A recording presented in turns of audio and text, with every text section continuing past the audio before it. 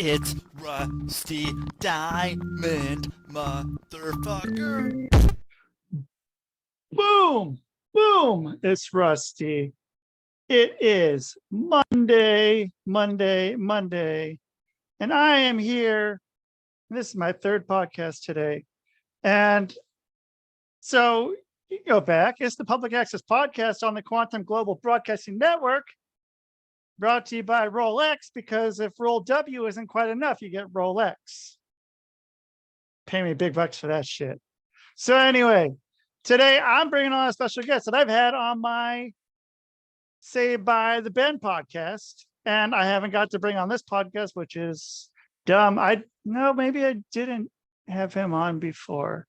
He might have been in another country, even though I was in another country, but I was in his country. But he was in a different country then. That wasn't my country. So anyway, I'm going to bring on a special guest, and I'm going to bring him on right here, right now, because it's Monday night, and that's what we're doing. And right here, right now, we have Scotty Mac, the most decorated man, and I believe it's the Northwest, but you can say wrestling. Got him here as soon as I get him on. But I think I put him in a waiting room. Maybe I shouldn't have put him in a waiting room. But anyway, so business stuff here. We got some things going, so there we go. And yeah, with it being Monday, we had 2 episodes already today. You can go and check out the other shows on this network. We got the Thinking Man's Pro Wrestling Podcast. We have the When the Gloves Come Off. We have This Is It with Lizzie, and the Saved by the Ben podcast, which has been out of circulation for a bit, but you can go back and look on that one, and it will have Scotty Mac on there, where we got to talk about Saved by the Bell and how we both are big fans of Saved by the Bell. And I think it was around the time that Screech died, which was, I don't know, it was interesting with what happened with him. But yeah, with us both being Saved by the Bell fans, it was easy to talk about it. And we should have talked about it more. We should have gone and listened to or recorded some more. But I shut it down, put it on a hiatus, and things on a hiatus, once they go on hiatus, who knows?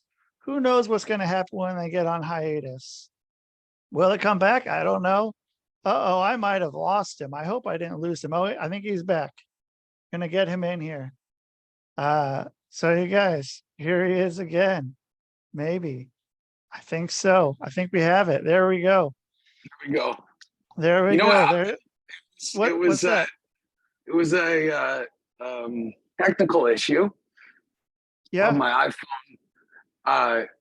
For whatever reason, when I had it up, the thing to allow it's like I could click on leave meeting, but I couldn't click on like to stay in or whatever, and so I had to get out and go to the link again. Okay, we're good right. now. Yeah, I think we're good. Looks good. And so to get back into it, so before we got on here, we were talking. I wanted to ask a few questions, kind of right off the bat. So now this podcast just sort of just goes into it. Whatever happens. So you were telling me about coming and doing shows down in Portland with Ladies' Choice. That's right. The man with the plan and the golden tin. Man, so how did that come about? Because he'd been wrestling for a bit and took you. Were you one of the younger people at the time and kind of took you under his wing? That's right.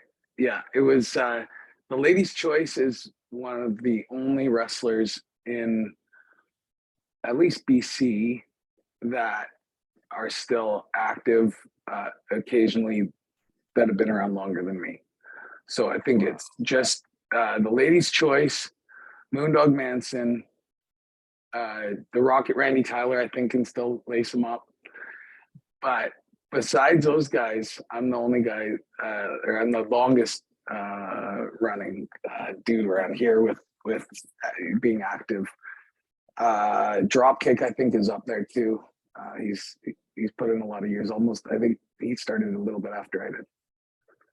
So they're all still somewhere, still going sometime, could go, ready to go. Yeah, Dropkick had a sick match, and I'm doing something called Loft Country Wrestling. I don't know if we talked about it last time. No, I don't think so. Because I think when we talked last time, it was right around the time that Screech died. And I think it was maybe early in the, I don't know if how much I'm going to say. This might just be on Rumble. I probably will take it off of YouTube because of stuff I can't say on YouTube, but it was around time of the Rona type of shit. And I think that was when we started that last one. And so I don't think there was wrestling going on very much. And yes, no, there wasn't. And then that was actually what, like, the speaking out movement in wrestling. Yeah, happened at that time. And so it was like if wrestling was being talked about for that month or two, it was most likely about speaking out, because it's not like there was shows or anything to talk about.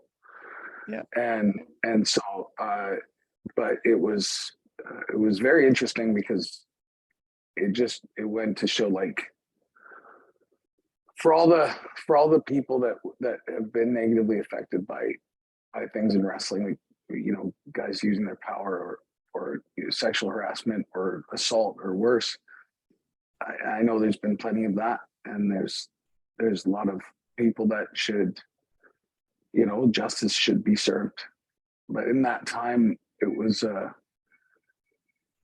everything that was put out was believed by the masses, and I say that anecdotally, because with the controversy with my former partner, there was so many people that wanted me to be guilty by association. It's just not the case.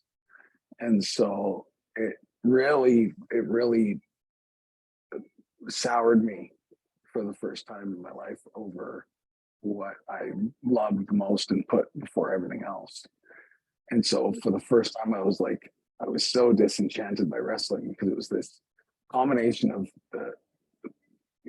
essentially a witch hunt with me, because there was no truth to any of it.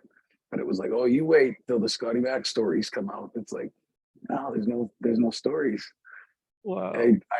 I'm not turned on by sex that isn't consensual. I'm not turned on if I have to get a girl blackout drunk or wasted or whatever. And those are the sort of things that were being implied or suggested. And the worst thing I did was I was with a terrible, dishonest boyfriend. I was, for a long time. And that's, it is what it is. And I mean, obviously, like, I haven't run ECCW since then, but it's funny because, like, there was one guy online recently that tried to suggest that it's like that I went into hiding, and it was like, well, no, there was just no wrestling shows at that time, so I didn't know what that dude expected, especially in Canada. Yeah. So what happened was, after all this came out, and it was on, like, it was featured on, like, the news here, like CBC, like, yeah. What? It was fucked up. Yeah, dude, it was fucked up. Holy shit! How they fucking? Because it got. I don't know if it was just from Twitter or whatever, but it was out there. And so CBC had come to my wrestling school at one point and did a positive story on the wrestling school. And so they're taking pictures for the story, and they're like, yeah, like, do one in, like, your villain character mode. So I'm standing in the ring and I'm up there just like, and then so they used that photo in the story about speaking out and all that, where I just looked like this asshole. I was like, yeah. Holy shit. And so that happened. And then, like, so many wrestlers, like, just didn't have my back. Like, it was just like radio silence. Like, so many dudes I would have been like no, this dude didn't do anything. Like, and it was so disheartening because I'm not afraid to admit how much I've helped people in the Pacific Northwest, whether it be with wrestling opportunities, or even just in some cases film and television work. When you do that, you know, a lot of, you know, it's who you know a lot of the time. Or yeah, who knows you? Yeah, you get that. Like my first opportunity in stunts was because of Mike Roselli. If Mike Roselli hadn't suggested me to his stunt coordinator friend, I wouldn't have done half the cool things that I've got to do because of it all comes from wrestling. But so I was so disenchanted by it, and like I was like, well, what am I? I'm giving I'm giving as much as I give to this, and this is what I get back. And then I got an email from a dad. His name is Trent, and he's known in wrestling now as Sheriff T. And his son is the young gun Jonathan Souls, and Jonathan was 15 or 16 when he started training with me, because what happened was he saw that there was all this bad publicity. He's like, you got a wrestling ring for sale? And I'm like, oh, actually I do. And so he bought one of my wrestling rings, and then he said, do you want to come train my son? So it gave me, like, I was able to see the innocence and why I loved wrestling in the first place again, through, because you see it through Jonathan's eyes, 16-year-old kid who's just so stoked that he's standing in a wrestling ring with a wrestler, or like the look on his face where I brought the Bollywood boys to the training center, or when I brought El Phantasmo to meet him at the training center, and El Phantasmo gave him the first edition, like first pair of the El Phantasmo New Japan like shades that before they were like on sale or anything. He gave Oh shit! Yeah, that's awesome. He's a good El Phantasmo is a good dude. It's like he becomes more down to earth the bigger of a star he becomes, the more chill he is. I gave him a pair of my Zubas a couple of years back. Nice. What colors? Yeah, they're like snake skin, like black and white. They were like nice. Yeah, original ones from from the 90s that my friend from Minnesota gave me. And nice. Yeah, we were at a show and he's just like, man, I like your Zubas. Can I have them? I'm like, yeah, sure. Okay, here you go. Just fucking took them. I'm like, I got a pair of shorts, and I was just carrying around a bag. And so yeah, this is something else. There's a lot of people. It's a very big compliment to say to someone, oh, we give you the shirt off his back. You, my friend, when I'm talking about you, I say, oh, Rusty Dummy, he's such a good dude. He'll give you the pants off his ass. Right. That might be one of the first times that's been said. That might go, my something go, in your a little bio. Yeah. Give you the pants off his ass. Yeah. And oh, really proud of these. They came around a lot later, so I'm obviously stoked that WWE formed a relationship with them, but was able to purchase these. Whoa! Yeah! Holy shit! Yeah. Well, wait, what? There's new? Is that something new? They were about 2 years ago. Like that, it's like the WWE's Zubas. Yeah, but those are fucking awesome. Yeah, right. Yeah, man, okay, I didn't know that was a thing. Good on them for getting back into that 30 years later. And I still, dude, it's like wearing NWO merch, man. It's like if you're wearing the black and white, I'm sure Wolfpack too, but if you got your NWO colors on, that's telling the world that you're for life. Yeah, and you see someone else. I got a shirt in there. Of course you do. Yeah. And so, but when you just, whatever, you're wearing your NWO shirt and you pass by someone, a complete stranger, and they look at the shirt, they look at you, and sometimes they'll say, oh, NWO, sometimes they'll say too sweet, sometimes they'll say for life, sometimes it's just a nod, and you just give them it's just, or, I've gone up with two sweeted, just random dudes, brightens your day.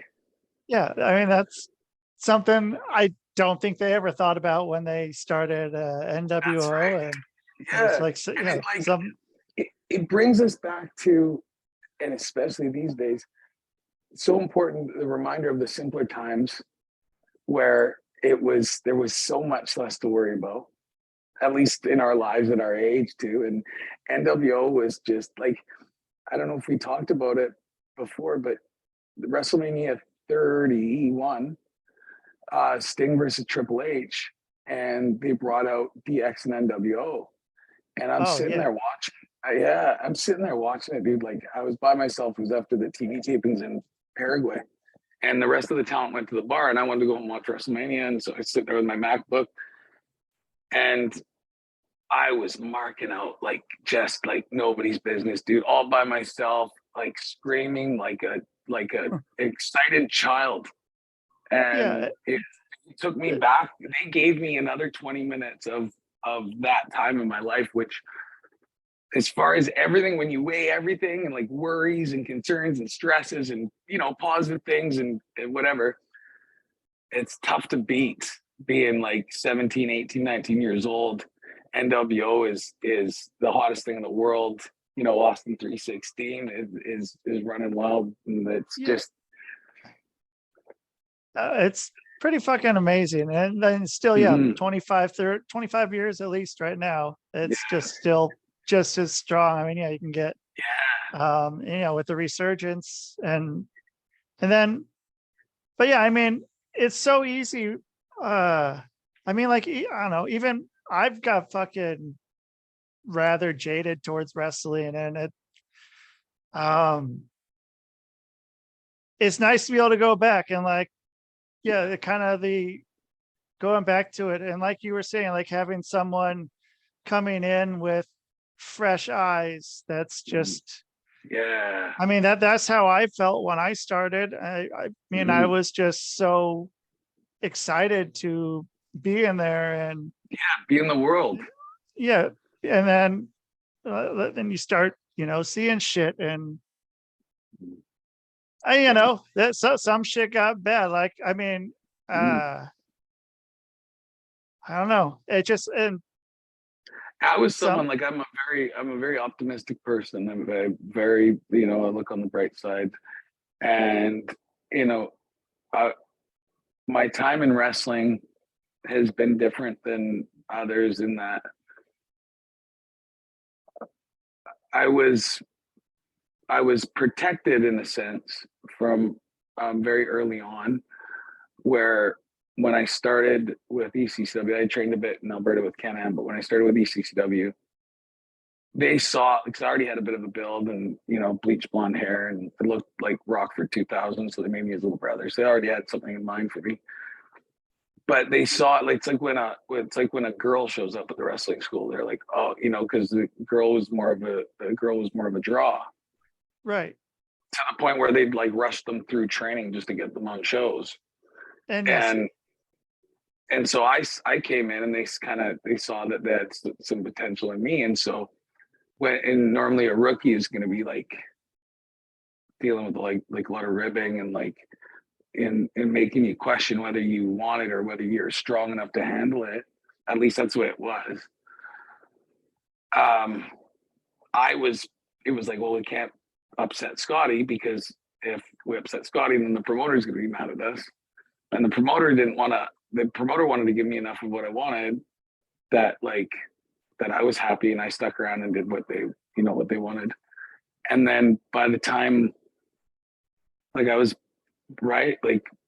booking my partner and I were booking most of the shows from about 2005 or 6. Like, I went from booking my segments, like my feud and everything, and the girls, I would like the women's division as well, to kind of influencing all the things, to the point where Dave Republic would say, okay, this is what we need to get out of the show, and then I would, with my partner, write it, and then we would send it back to Dave, and Dave would just like sign off on it. And then 2008 is when I actually bought it, when I bought it.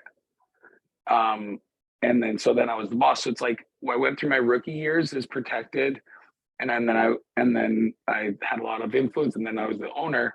And so a lot of like other wrestlers will have already had like all these, ego battles and like losing out spots for, shitty reasons to others. So it's like it was easier for others to get more jaded. For me, I was naive in a sense because I didn't know what it was like to deal with as much resistance. And then, but that didn't benefit me in the grand scheme of things though, because it allowed me more often to be comfortable and good with what I was doing and where I was at. And I really would have benefited from being hungrier and taking more risks at certain times.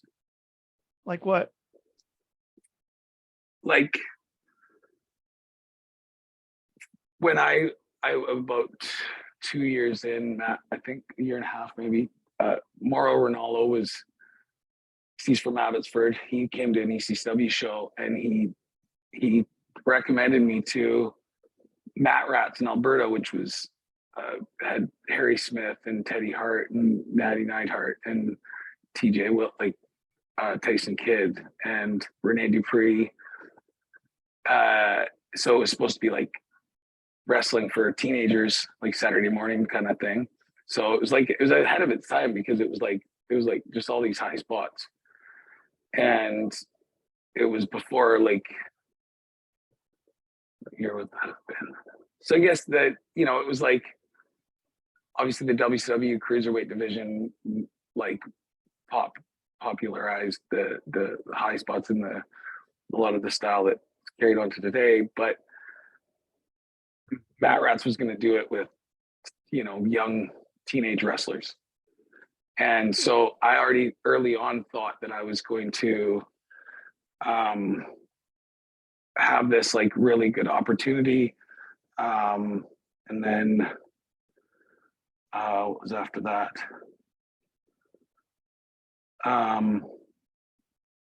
So what happened with that? Did you just decide? Oh, it was an office thing. There was something.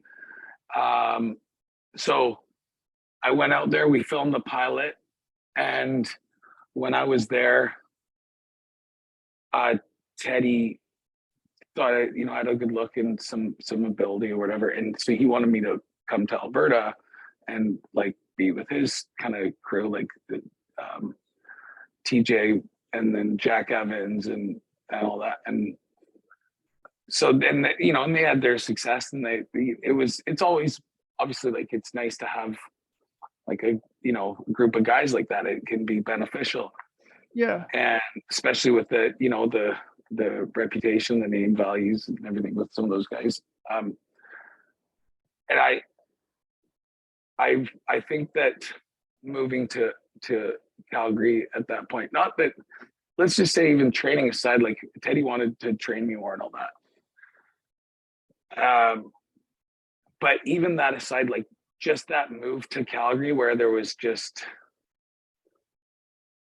more of a, like, especially since I didn't know if Matt Rats was going to turn out. So it would have made sense to relocate there even just for the chance. Yeah. And then in like 2005, I think was when I went to OVW for a training camp for the weekend. And I really wasn't happy with what I produced. I felt like the wide-eyed wrestling fan showed up that weekend rather than the guy that had done some cool shit in wrestling in his first 5 years. But it was just like, I was just like, whoa, I'm here. Like, this is my chance at what I've always wanted. And instead of looking at it as my first chance and being prepared to take risks and to fail and to listen to them, that relocating there would have benefited me because I would have trained with them and hopefully gone through that system. But again, like I stayed here where I had my sure things with and I didn't have to take any risks where like I was moving anywhere and had to survive on very little or something. Like I stayed relatively comfortable. And so that's if I'm going to be honest with myself, which I think is important for everyone, like we can't be, if we didn't achieve everything we set out to, looking for external reasons why that happened isn't helpful. Right. It's yeah. So I know, I know what I could have done differently that could have produced more of what I was seeking when I started. It doesn't mean I'm not happy with what I've done and all the cool things that have gone along with my particular wrestling journey. Like I'm very, very grateful on a daily basis, but I also know that there's certain things you look to accomplish, and there's a few more things I would have liked to have checked off on that list. And so then after that was then, so it would have been 2005, you said, and you said, then you started working on booking or helping book then, or at least just kind of right into it.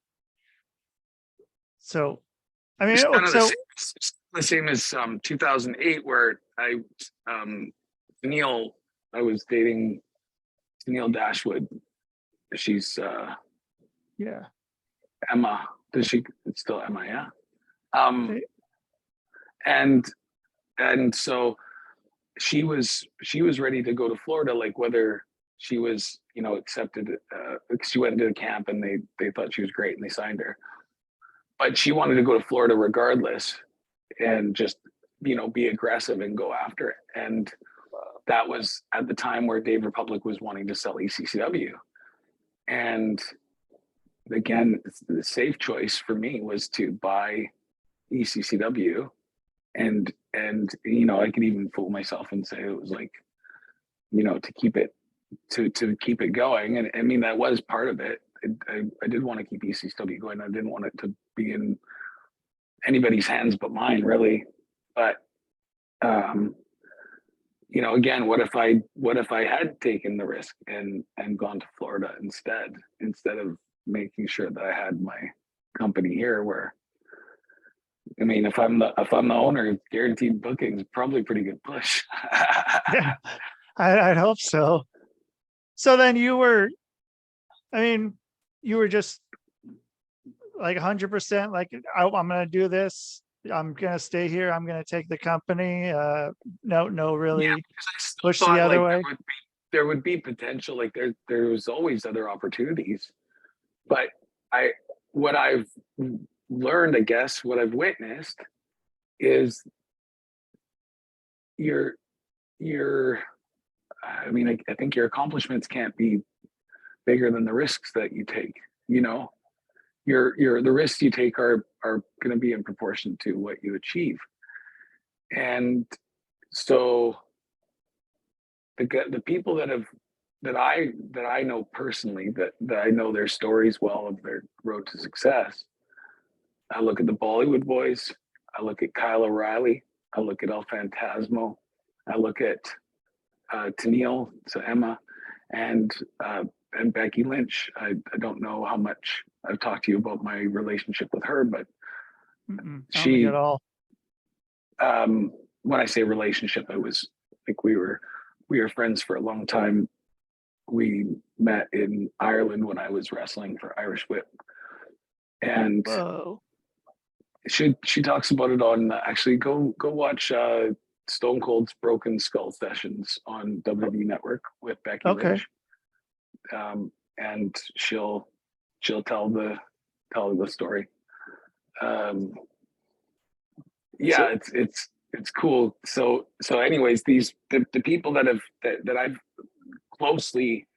had a close relationship with, that have achieved a lot of what they set out to, and a lot of what I set out to.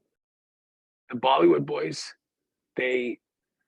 when they decided to kick it in full gear, it was wrestling. WWE was not, and again, this goes across everyone I mentioned, it doesn't become their number one priority, it becomes their only priority. So, and obviously El Phantasmo's New Japan has been a thing, but I just mean like, success in the big stage. Yeah. So the Bollywood boys, they started taking risks. There was even one where I think they snuck into Raw or something in like Toronto, and like, you know, things like that where you got to get seen, you got to get talking to the right people. You got KyleOReilly, who took risks by relocating to the States, and there was no guarantees that he was going to be making decent money or have a comfortable place to sleep or like food to eat. But him and Tony Kazina and Davey Richards became like this trio that were traveling all around and gaining a lot of notoriety and success, which then led to obviously like his Ring of Honor and everything that came after that. Then you look at El Phantasmo, who again, you know, he tries to take those big risks. There was one point he tried to join Kyle and Davey and Kazina before LP experienced his own success. And then you got both Emma Tennille and Becky Lynch, who, you know, both have my utmost respect. Both of them like 18 years old, relocating from other continents. So we got Tennille coming here so she trained with Storm and then went back to Australia for a bit. But we had met in Lethbridge. And then so she said, and I told her like, she come work for ECCW. And so she contacted me and then there we go. Same thing with Becky. You know, as we hung out for the week I was in Ireland, like we met at a show and really hit it off. And I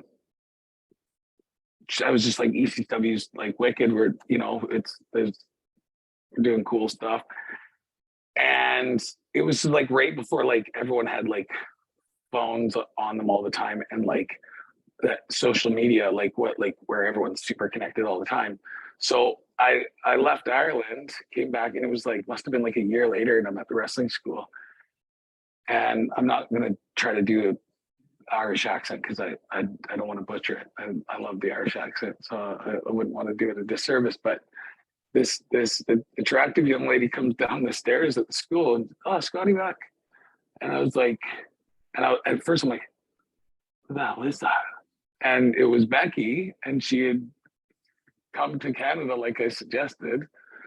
And and then started working with us at ECCW. She has an aunt on Vancouver Island, so there was, you know, she had some roots, and she stayed, like she lived at my place for a while, and yeah, I mean, you've seen what's happened since, but it's pretty cool to be a part of that story. So, but I used Tennille and Becky as examples because they had the courage at 18 years old to relocate to another continent to go after what they wanted. So there's no surprise that they're both in WWE. Yeah. So again, our accomplishments are in proportion to the risks we take, and I love what I've done, and I've been so fortunate. There's opportunities I've earned, and there's opportunities that have fallen in my lap, and maybe some that are a combination of those. But it's that going that extra, you know, taking the extra big risk that reaps the extra big reward. But you know what? I mean, so they came in at what, you know, maybe like 2007, 2008, somewhere in there.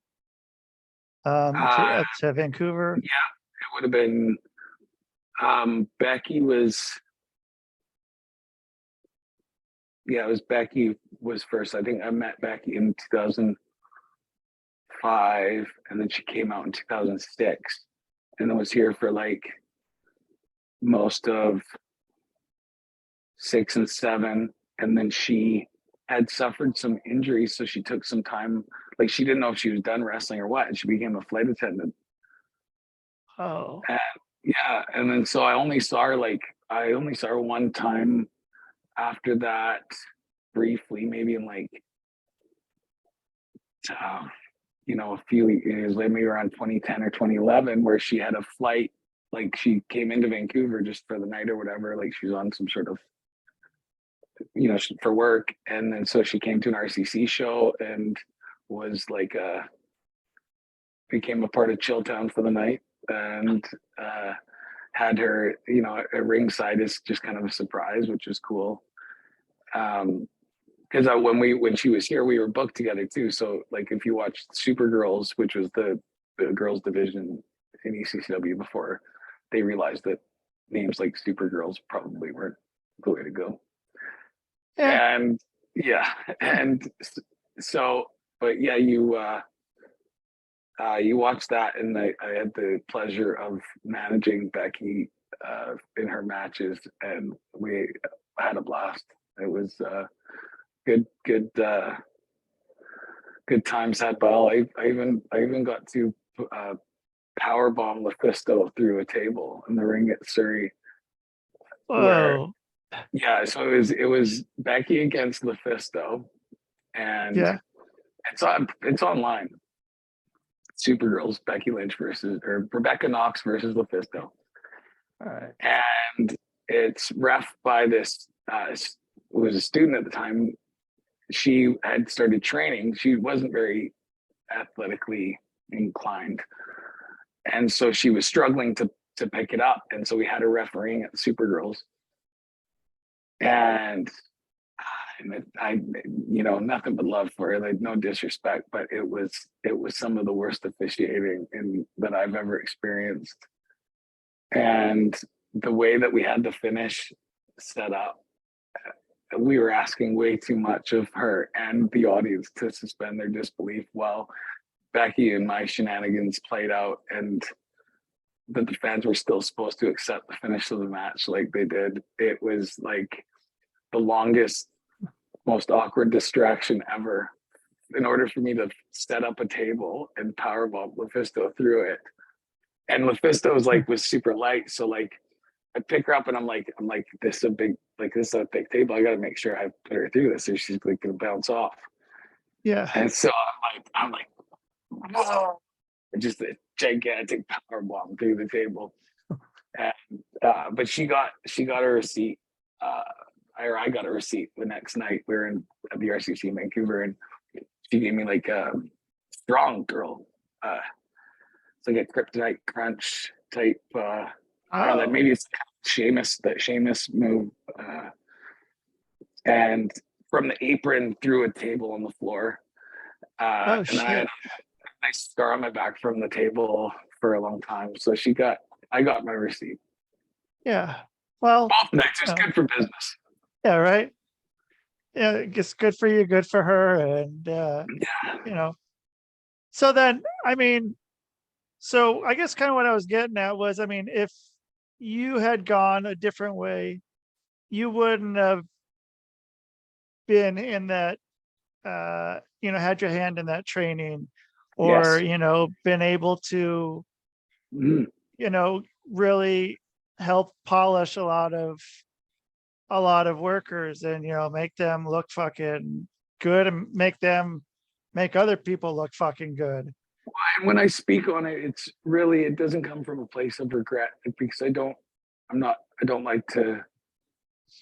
have regrets. Sure. The decisions we make, there's a really good meme I read about a week ago about the way that we look at things like decisions is like a right or a wrong decision. And that's not that it's untrue. Like they're all just decisions that come with different benefits and costs. And it just determines which, we might make a decision that we think is the best decision ever because it benefits us greatly in our career. And then if we didn't do that, we wouldn't get hit by a bus the day after that. Like, how is that the right decision if we end up dead? Right. Yeah. You're not going to get too many bookings if you're dead. Those bookings are definitely going down if you're dead. If you're not able to walk in. I don't know how you're going to get there. You're going to have to rely on others to bring you to the bookings. Yeah. It's just then you're someone else's problem too. Yeah, and you're gonna be like you're gonna be sandbagging everyone. You're not going up easy for anything there. No, nothing you can do that you're not going up easy at all. Like there's that. As as talented as I was when I was living, and I would go up late for everyone on everything. Yeah, not the case. Not quite as much then. No. No. Oh shit. Um, so I also wanted to ask about I don't know if I did earlier, but I wanted to ask about kayfabe. 'Cause I don't know if we've ever talked about kayfabe. Not like kayfabe the movie. Babe, the movie. Kayfabe the movie. So, Man, if anybody is wondering about this Kayfabe, the movie that we speak of, I encourage you, and I don't say this about all the television and movies I've done. Some of the movies I'm like, no, don't watch that. It's horrible. yeah. Kayfabe, the movie, is one of the first things I did, and it's easily one of my favorite things I've done. And what made it good is that it was over with people in wrestling because it wasn't necessarily a commercial success. Nobody made a lot of money off this movie. But the amount of people in the business, I got young guys that I've never met telling me in locker rooms how much they love Kayfabe the movie, and they watched it with their friends over and over and over. Like this one dude, Johnny Roston on VIPW. And first time I was in a locker room with him, and he just losing it over being in a locker room with Casa Super Nova. and he knew all the lines, and so it was a great way to connect. But it's cool to see that sincerity and that their appreciation for what you've done, and people in the business are appreciating it from that perspective. Like the only person in the business that I read review it poorly, Yeah, was Lance Storm. Didn't care for it at all. But everyone else in the business, one person, yeah, that's pretty good. That's pretty good. I take it you enjoy Kayfabe the movie. I did. I've told people about it in Minnesota. I told people it's on YouTube, by the way. The full thing is on YouTube. If anybody wants to watch it. If you can get the DVD and hear the commentary too, that's worth it. If you can get to that too.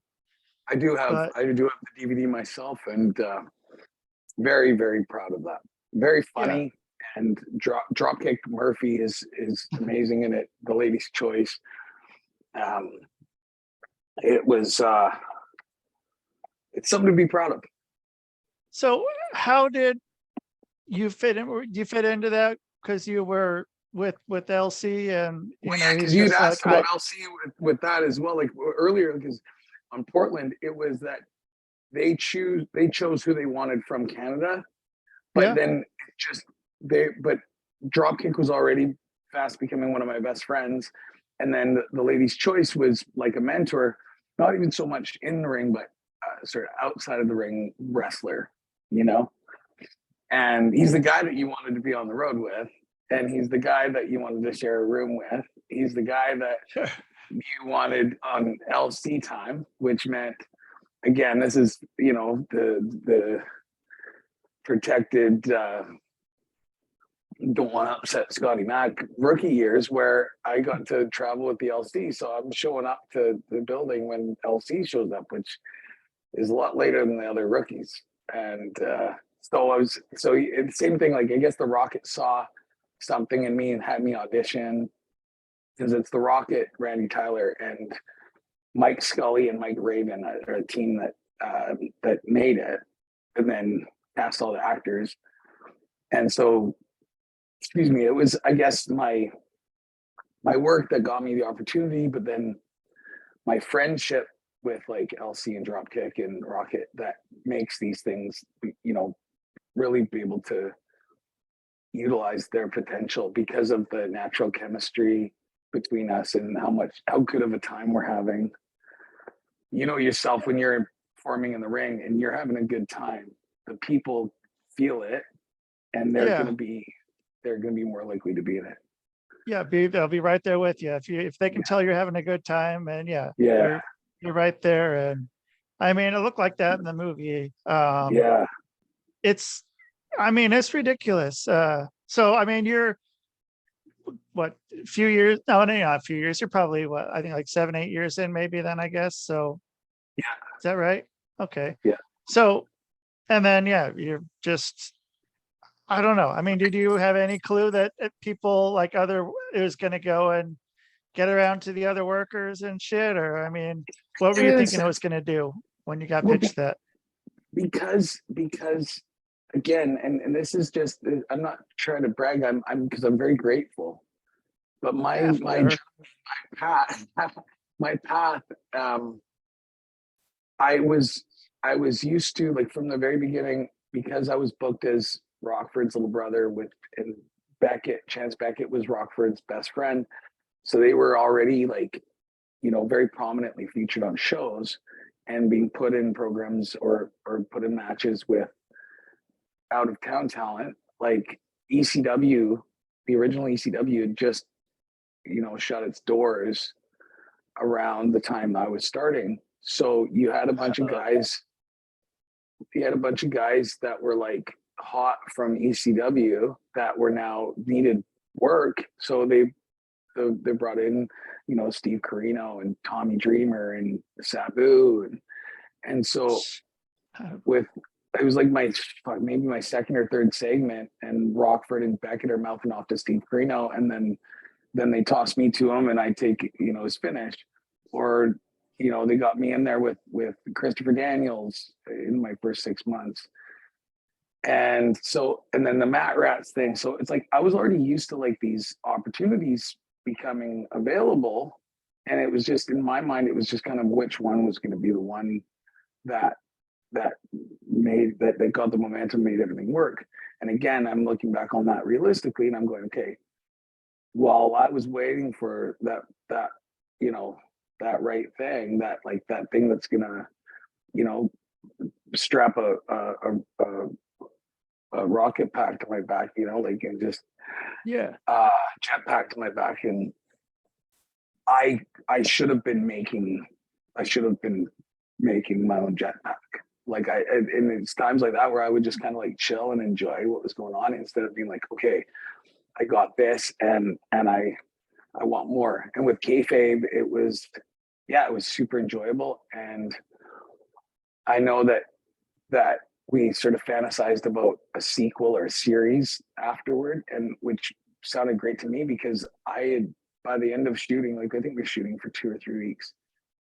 And by the end of shooting, I had gotten so comfortable in that setting and in that, just even the schedule and the character Casa Super Nova, which was really not that different from who I am. I guess a bit more effeminate and ambiguous.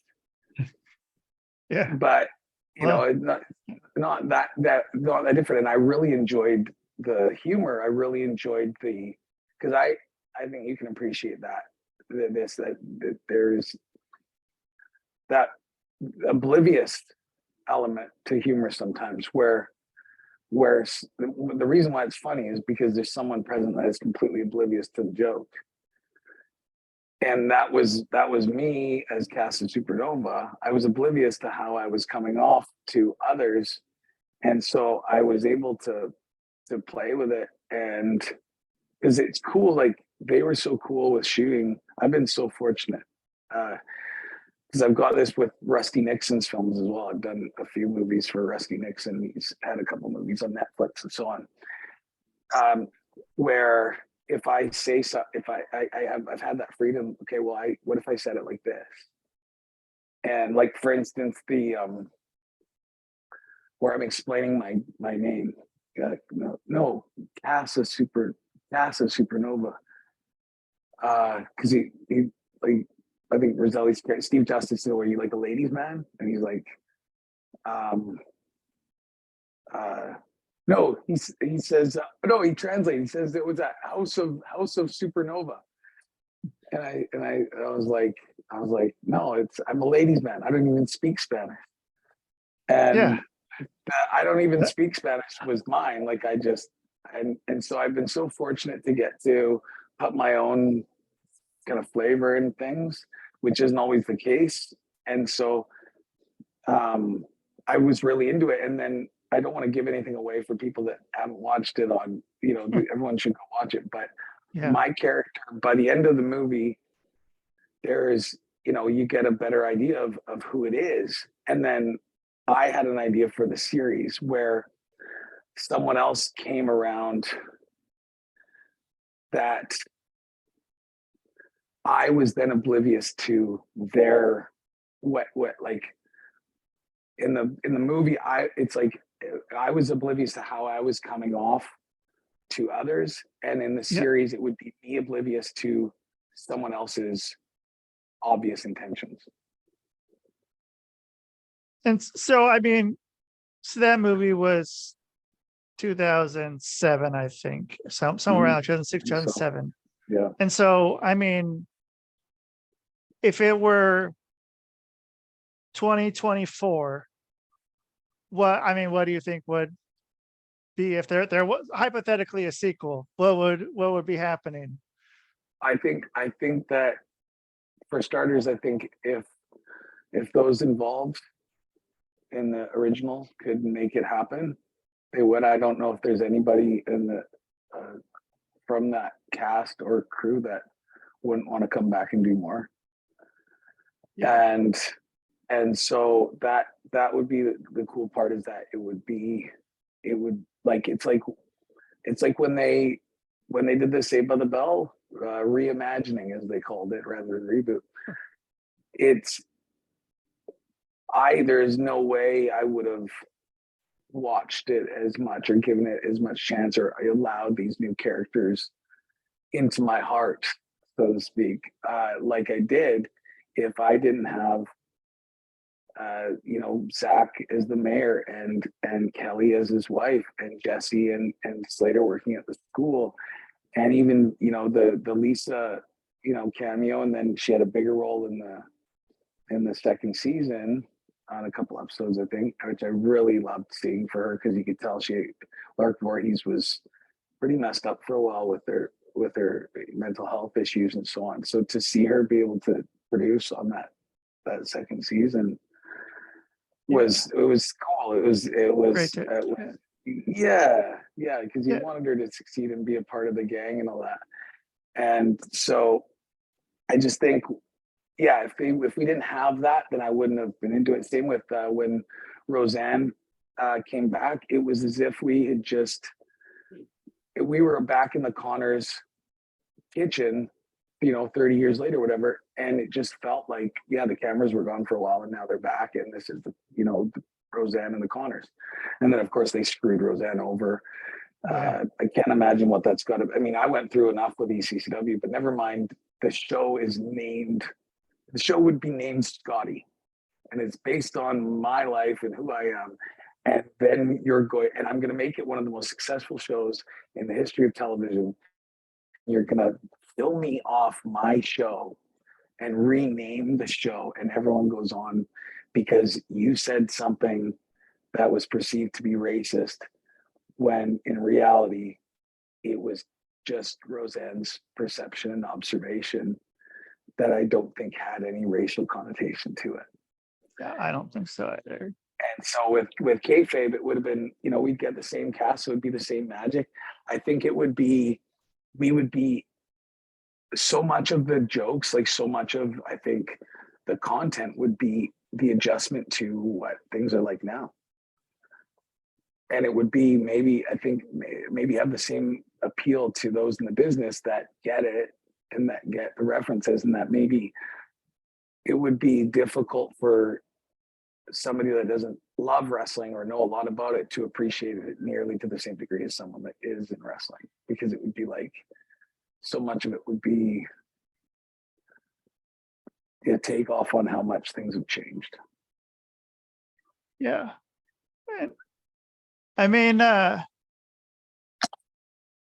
With that,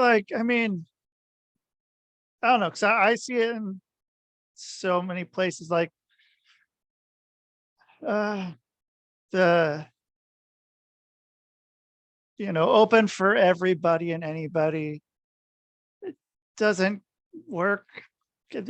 Weirdos come in, bad stuff comes in. You got to have some sort of people that aren't, like, again, I've said it so many times, this is staged combat. We are we are invested because we want to see one warrior beat another warrior. Yeah. And when someone has no athletic ability or has no presence or intimidation or stature or charisma, or when people are getting the opportunities based on inclusion and based on, there's probably plenty of promoters that are trying to book smart, as in, meet as diversity quotas and oh, this is hot right now, so I'll book this person because this particular thing is hot. And I mean, it's fine, and bookers can book how they want. I know that I benefited from my look and my body and so on, like that my skill was good, but I know that I was selected oftentimes just based on appearance, and I look TV ready. But we need gatekeepers. We should have continued to weed out the weak that can't take it, whether it be physically or mentally. And we needed to continue to not insult. I mean, maybe there could be I don't know, who am I to say? But I still think that if you're not physically intimidating, then your skill set better be solid. And if you're not that big, when you're hitting me, if I'm going to sell it, like, you can't be whiffing on it, and it's got to be quick, and it's got to be effective, and I try to enforce that and keep that up as much as I want with what I'm involved in wrestling. And I can, I book my Loft Country shows that way, where if you're on it, there's an obvious reason why you're on the show and not in the front row. And that's not the case in a lot of places, and it's only doing us a disservice in the long term. Yeah. And like you said, we were letting everyone in, so there's a lot of creeps. Yeah, and then especially when you, like, I say this all the time, and I mean, I've gotten some heat for it, but I mean, like, places that claim they're safe spaces, it's where they fucking go to because it's a fucking easy target. Yes. And then, like, I have friends that go on these shows, but I don't want to be anywhere fucking near them. Like, I can fucking read these people, and I'm like, dude, fuck this person. Watch what happens. And then boom, boom, boom, boom. Like, oh, this person's cool. They're inclusive. They support what I'm doing. And I'm like, watch the fuck out. Watch the fuck out. And then it's the loudest voices. You know this too. It's the those that are the first to, like, get him. That's the guy that has stuff to hide. That's the guy that is going to come out about. And it's proven again, like, I don't know how much interaction he had with Adonis. Yeah, no, I'm like, I don't know. We're friends. I'm not. I hang out with them a little bit here and there. He's one of the greatest people that I know. He's one super of my best nice friends. Yeah, straight off the back guy. Maybe pants off the ass guy. Yeah, you know what? In the right circumstances, the right guy. Yes, I'd say that. Nobody else is getting your moniker, okay? That's yours. But okay, all right. So more so than your average individual. Thank you. And so but Adonis, he's a good dude, and I don't know. I think I'm all right. I'm a pretty good dude. I'm not perfect, but I try to be better all the time. And yeah. It's going all right. And I think that I'd like to think I aim to make those around me feel comfortable in my presence. And so Adonis and I in wrestling locker rooms have always been very approachable, and encouraging and helpful. And yet we are two guys that are talked about the most in a negative way, with assumptions of how we are, or misconceptions or intentional misrepresentations of who we are. And people don't like our, maybe some of our political or world views, and then make assumptions on who we are based on that. Which is fucking crazy. It is. But so one of the guys that was one of the biggest, basically tried to prevent Adonis from continuing to have bookings at a certain company in Washington several years ago. They didn't like his Trump gimmick and all that. Oh, but holy shit, dude, that fucking got over great, man. Like, I saw a video of that, and holy shit, I think I showed it to my buddy, and man, it was fucking, like, people were pissed the fuck off. Like, he's doing something right. It wasn't fucking crickets. But it wasn't crickets. It's if you've got shit to hide and you need people to focus on this, this racist Trump supporter, it's because maybe you want to make sure that they don't find out what you're doing. And so one of the guys that was most against Adonis, I think, was instrumental in his I guess discontinued bookings for a certain company. It was just outed recently as very inappropriate text exchange with a underage girl. Yeah. No surprise. And right, it's not really. I mean, it's like, you can see it coming from most of this shit. Like, it's just a matter of time, and but then you kind of watch the circle around them, and then it's the and then there was none. Each one, then one gets fucking taken out, and they all fucking get on that guy, and they're just waiting for whoever's next on that circle. Yeah. And they just hope it, crossing their fingers it's not them. You're just getting a little longer in that. You can't keep it off of me, guys. You put it here. Yeah. It gets, it's, I don't know, man. It's been weird. And like, I mean, since, when was it? Pretty much in, I guess, right, pretty much when the Rona and the resurgence of BLM and shit and all that, man, I fucking all my internet stuff, all my social media stuff, just like, I didn't like, it was all just the same shit. I didn't want to hear it. And I mean, it stayed that way for the last 3 years, dude. Like, I mean, I'm not missing much. If something really happens, I'm gonna get messages from someone. And they'll tell me. For me, I have no appetite for Hollywood. My YouTube music last year was 95% independent artists.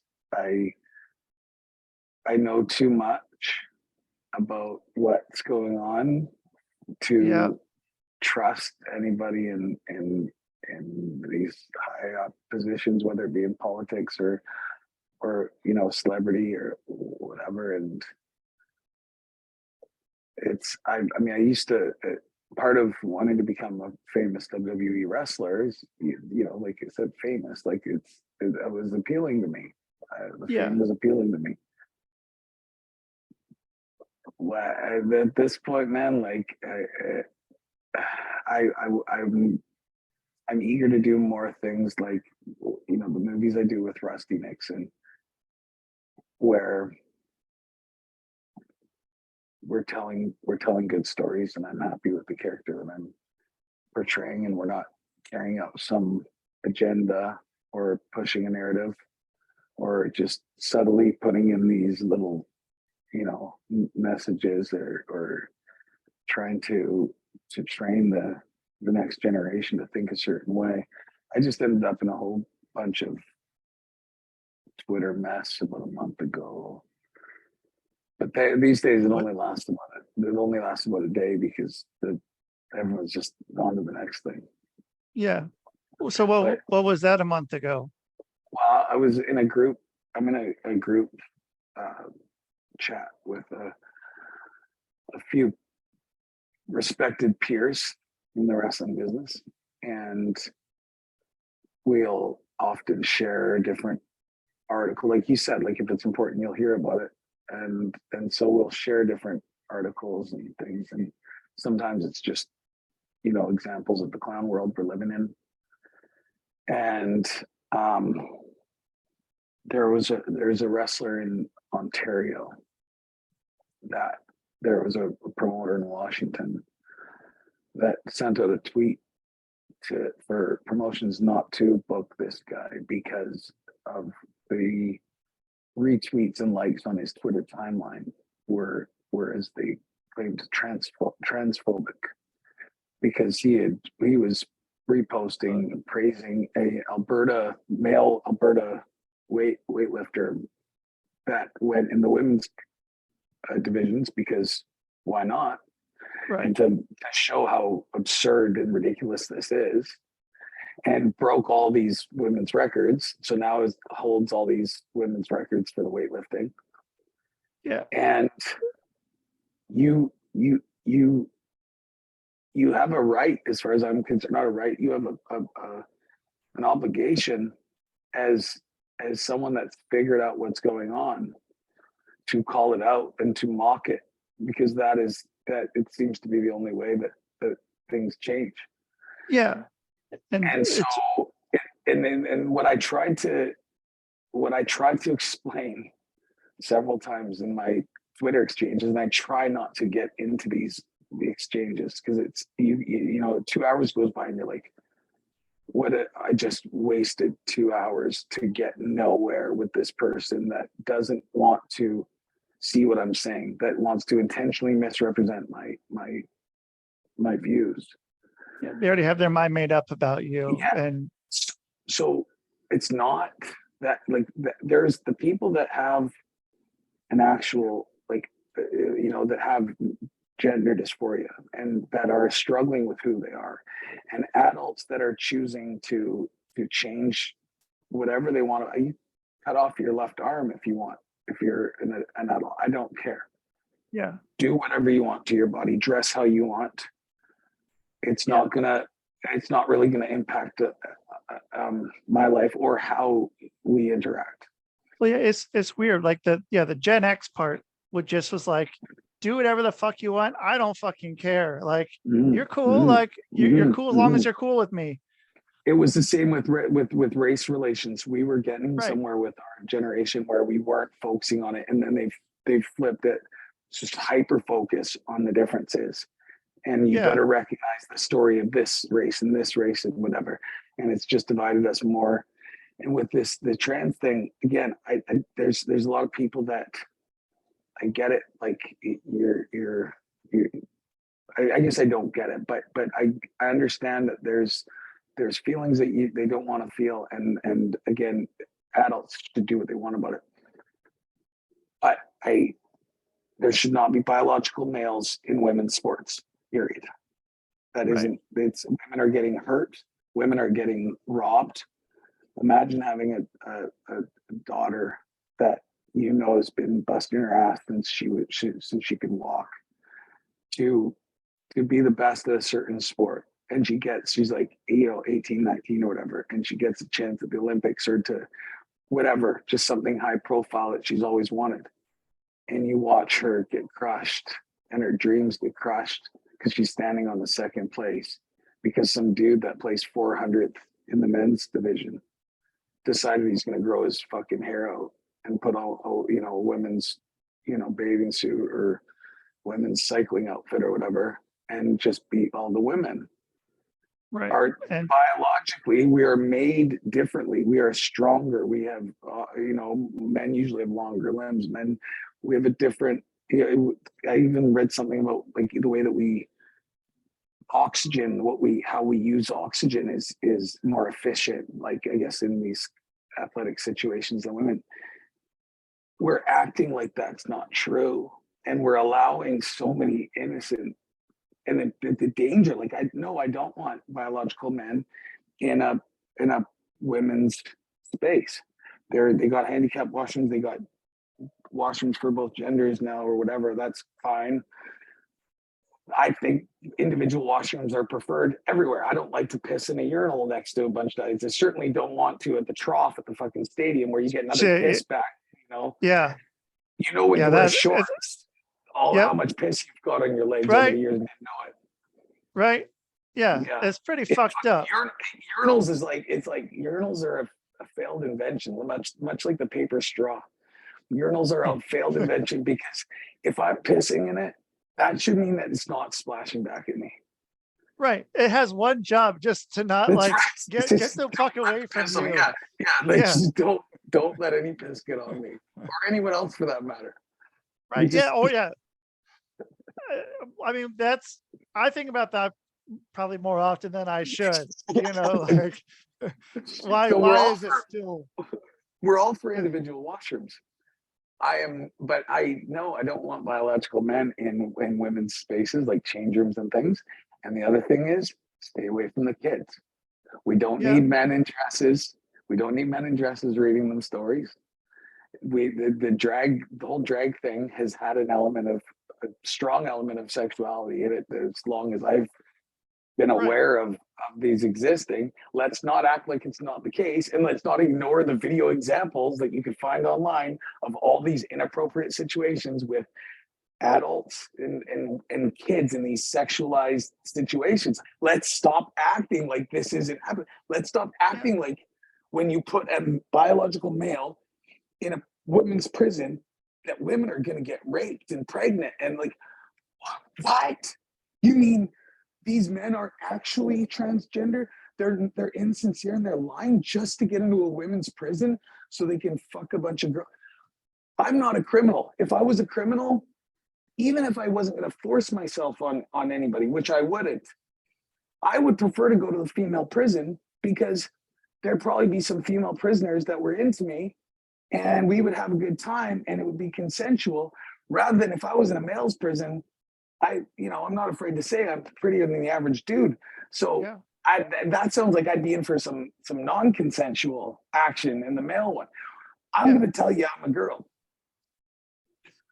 Yeah, I mean, like I don't know what the time frame is. If you get in trouble, like how far, do you have to have some sort of documented thing, a few hours before, or as you're getting pulled over, pulled in by the cops? What I might do, just in case I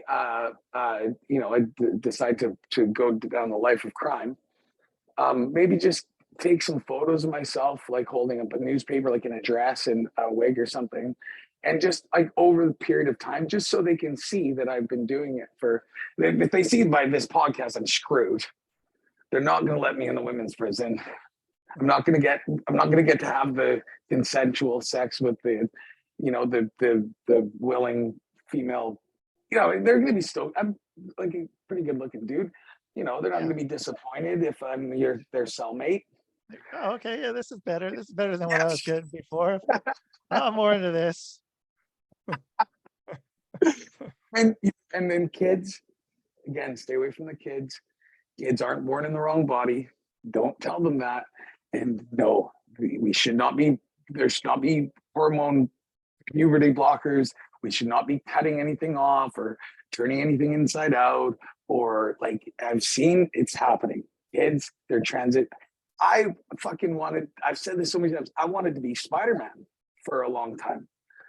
But I don't think my parents should allow me to wear the Spider-Man hood and everything all day, all the time, and like think that I could, it just probably wouldn't have been good for my development. So I also I don't know, my mom wouldn't let me, I had a mullet. And so she would only let me grow it like a certain length. I wanted 1993 Shawn Michaels length mullet. I wanted fucking 1980, 1989 Bruce the Barber Beefcake length mullet, man.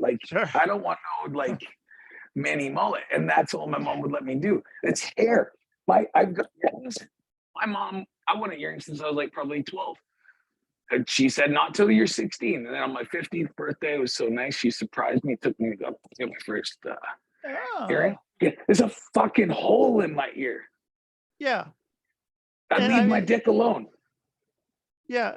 And it's weird that it's so much of telling everybody that everybody's okay, like be okay with who you are. But then they're saying, but don't be okay if like you were born this way. That's Don't right. don't be okay with that. Like, well, like you gotta still be yourself, and be happy with yourself. And It it's, just, and if we could just discontinue this normalizing pedophilia thing. man, I gone down some rabbit holes on that one. Like when back in 2018, 2019, it was fucking crazy. And it was like right around the time that the Isaac Happy, when he died, the guy who was the actor. And there was a whole bunch of shit that we found out kind of with that, and connections to a lot of other stuff. Yeah. And I mean, You even hear like I what don't, it's fucked. with Chris Cornell and the lead singer of Linkin Park, what they were trying to do When they were working on that the video together, the documentary. Yeah. And I mean there's how many people like, that have they're using the whole, they're like, again, consenting adults, have sex with whoever you want, fill your boots, I don't care. It's got my sister is into girls, she doesn't like guys. I love her to death. When she told me, when she was like 18 or 19, we went, my name's Jen, she's a wonderful girl. And so, and we were close, we would go to concerts together. I'm like 11 years older than her, but we'd go to concerts. Actually, funny story, we went to this like it was essentially a lesbian music festival. And because Tegan and Sarah were playing, and we were both big Tegan and Sarah fans. I still like their old music, just the newer stuff. It's like whenever, it's a lot of the time where you like the band sound, and they get like Coldplay, for instance. I don't want to sound like I'm a Coldplay fan, but I really liked the first couple albums. And then it became so overproduced. It's like, it's just, or initially it was about the songwriting and there was just, it was raw and real. And same with Tegan and Sarah. So we're at this, what I think is a lesbian music festival. And I thought to myself at one point, I'm like, it's just, this whole place is just me, my sister, and a bunch of lesbians, which that's fine. But it was just an interesting, I was kind of buff and everything. So it kind of looked weird. But when my sister said to me, I think I like girls more than boys. And I said to her, I think I like that better, because I knew she wasn't going to have to deal with lying assholes like me. And, I don't know what women are like, but I knew that to eliminate the possible heartache from a guy like me I was like, all right, I'm in for this. And the funny thing was, looking back on that music festival, it wasn't me, my sister, and a bunch of lesbians. It was just me and a bunch of lesbians. So again, like everyone, have sex with who you want, marry who you want, all that. That's great. Yeah. But they're using that as I guess a Trojan horse, if you will, to make pedophilia like, what they would have said. It's like, okay, well, you can't help who you're attracted to. If you're a guy into dudes, like I can't help being into chicks. Like I can't help that. Right. That's like tits and pussy, like is what I'm like, yes, that is what arouses me. All right. And then I've got my own dick, so I don't need other ones. Right. And I'm not into it. It doesn't arouse me. So if a dude is aroused by that, who am I to say who he should be aroused? I can't help being aroused by girls. Yeah. So I mean, it's all. We've got to draw the line though with the kids, and they're trying to do this like non offending minor attracted persons. They're trying to change pedophile to minor attracted persons It's to fucking take out crazy. this. Yes. Now, I have a lot of, honestly, Rusty, I've said this to a few friends. Rusty, I'm telling you, you could probably commit murder and I would still be friends with you. I don't know if that's okay or not. I'm just saying, I don't think murder would be a deal breaker for us for a friendship. Well, thank I don't you. know the circumstances. Yeah, I don't know the circumstances of the murder. I don't know if it was justified or not, but I know I'd hear you out. And it wouldn't be an automatic deal breaker. Kid diddling or like, just participating in a child pornography exchange and that, deal breaker. No Yeah. questions asked. Where I'm out. Like, and it sucks because you probably don't want to feel that way.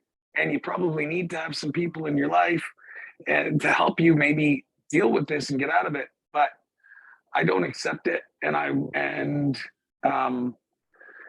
It's something that we shouldn't be just going, okay, well, that it's okay that they're just attracted to kids and we'll just believe that they're not doing anything about it. Like, that's absurd. It's like, again, it's like the men in women's prisons. No, it doesn't. We're like, there's adults, man. There's adults that would score higher on IQ tests and shit than me. Right. Adults in which have much more responsibility and power than I do, that are doing things that are so blatantly obvious to be ridiculous and absurd. And I'm sure there's some that are just, carrying out an agenda. But then there's some that are actually, I think, convincing themselves that they're right or that it's good, or like, it's like, okay, must virtue signal, can't be ousted from the social circle. I must conform, must think what they think. I must rationalize this to myself. I don't know. Yeah, it's interesting. I mean, and it's gotten also to the, with me or against me mentality. Yeah. For a lot of that virtue signaling community. And I mean, with something like this, like, if someone, stands up and draws a line, I mean, that could, put them in all kinds of. Oh, that's where I was going. I keep going off on these tangents. We were talking about the wrestler in Ontario who was saying that things about his Twitter was basically, the dude was trying to get this guy blackballed because his views on the, the biological males in women's sports.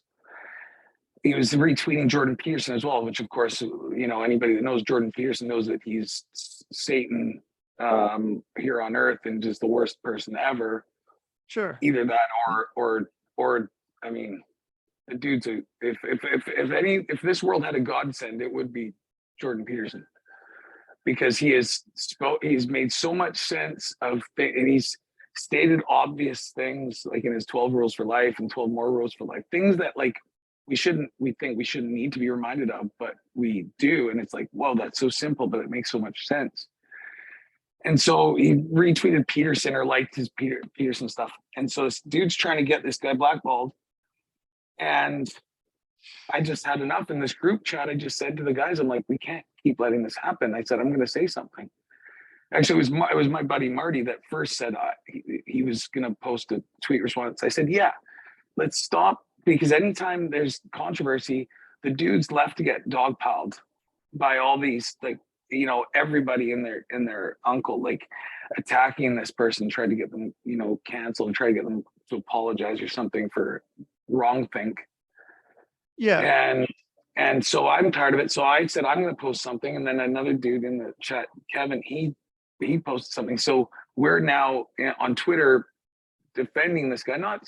We didn't even get into the discussion so much as it was like, you shouldn't be costing this guy bookings for a difference of viewpoint or opinion. And then it got into all that, because then people started going, well, look at Scotty Mac's timeline, look at all his anti-trans stuff. And it's like, so I went out of my way in trying to exchange messages with these guys and go and try to find some common ground, actually, with a Mr. Ulala. I worked with him in Portland years ago. So talented, such a great mind for wrestling and entertainment. we appreciated so much of the same stuff, so much of, I think, the nuances and the little attention to details that, like yourself, I think things that you and I have in common. And so the thing was in Portland, it's like with Mr. Ooh La La, I just, like, dude legit had his name changed to Mr. Ooh La La on his ID. Like, that's fucking cool. That's where he was super, I was like, this guy's over with me. Yeah, absolutely. And so all we wanted to, like, we always said we wanted to work together more. Hopefully we will sometime somewhere. Just do more. And he's one of the few that I have that I disagree with on these, you know, worldviews that are, you've got to think the same way on, or you can't be friends type mentality. I've managed to preserve two at this point. Mr. Ooh La La would have been more sort of a casual, like more of a colleague and, you know, respected peer kind of thing, rather than, we didn't talk all the time or anything. But I knew that we thought differently when it came to this stuff. And so when he was tweeting at me, it sucks because his intention wasn't to understand where I was coming from or why what I'm saying might be accurate. Like, unfortunately, their mentality, and when I say there, I know I'm like making a broad statement, but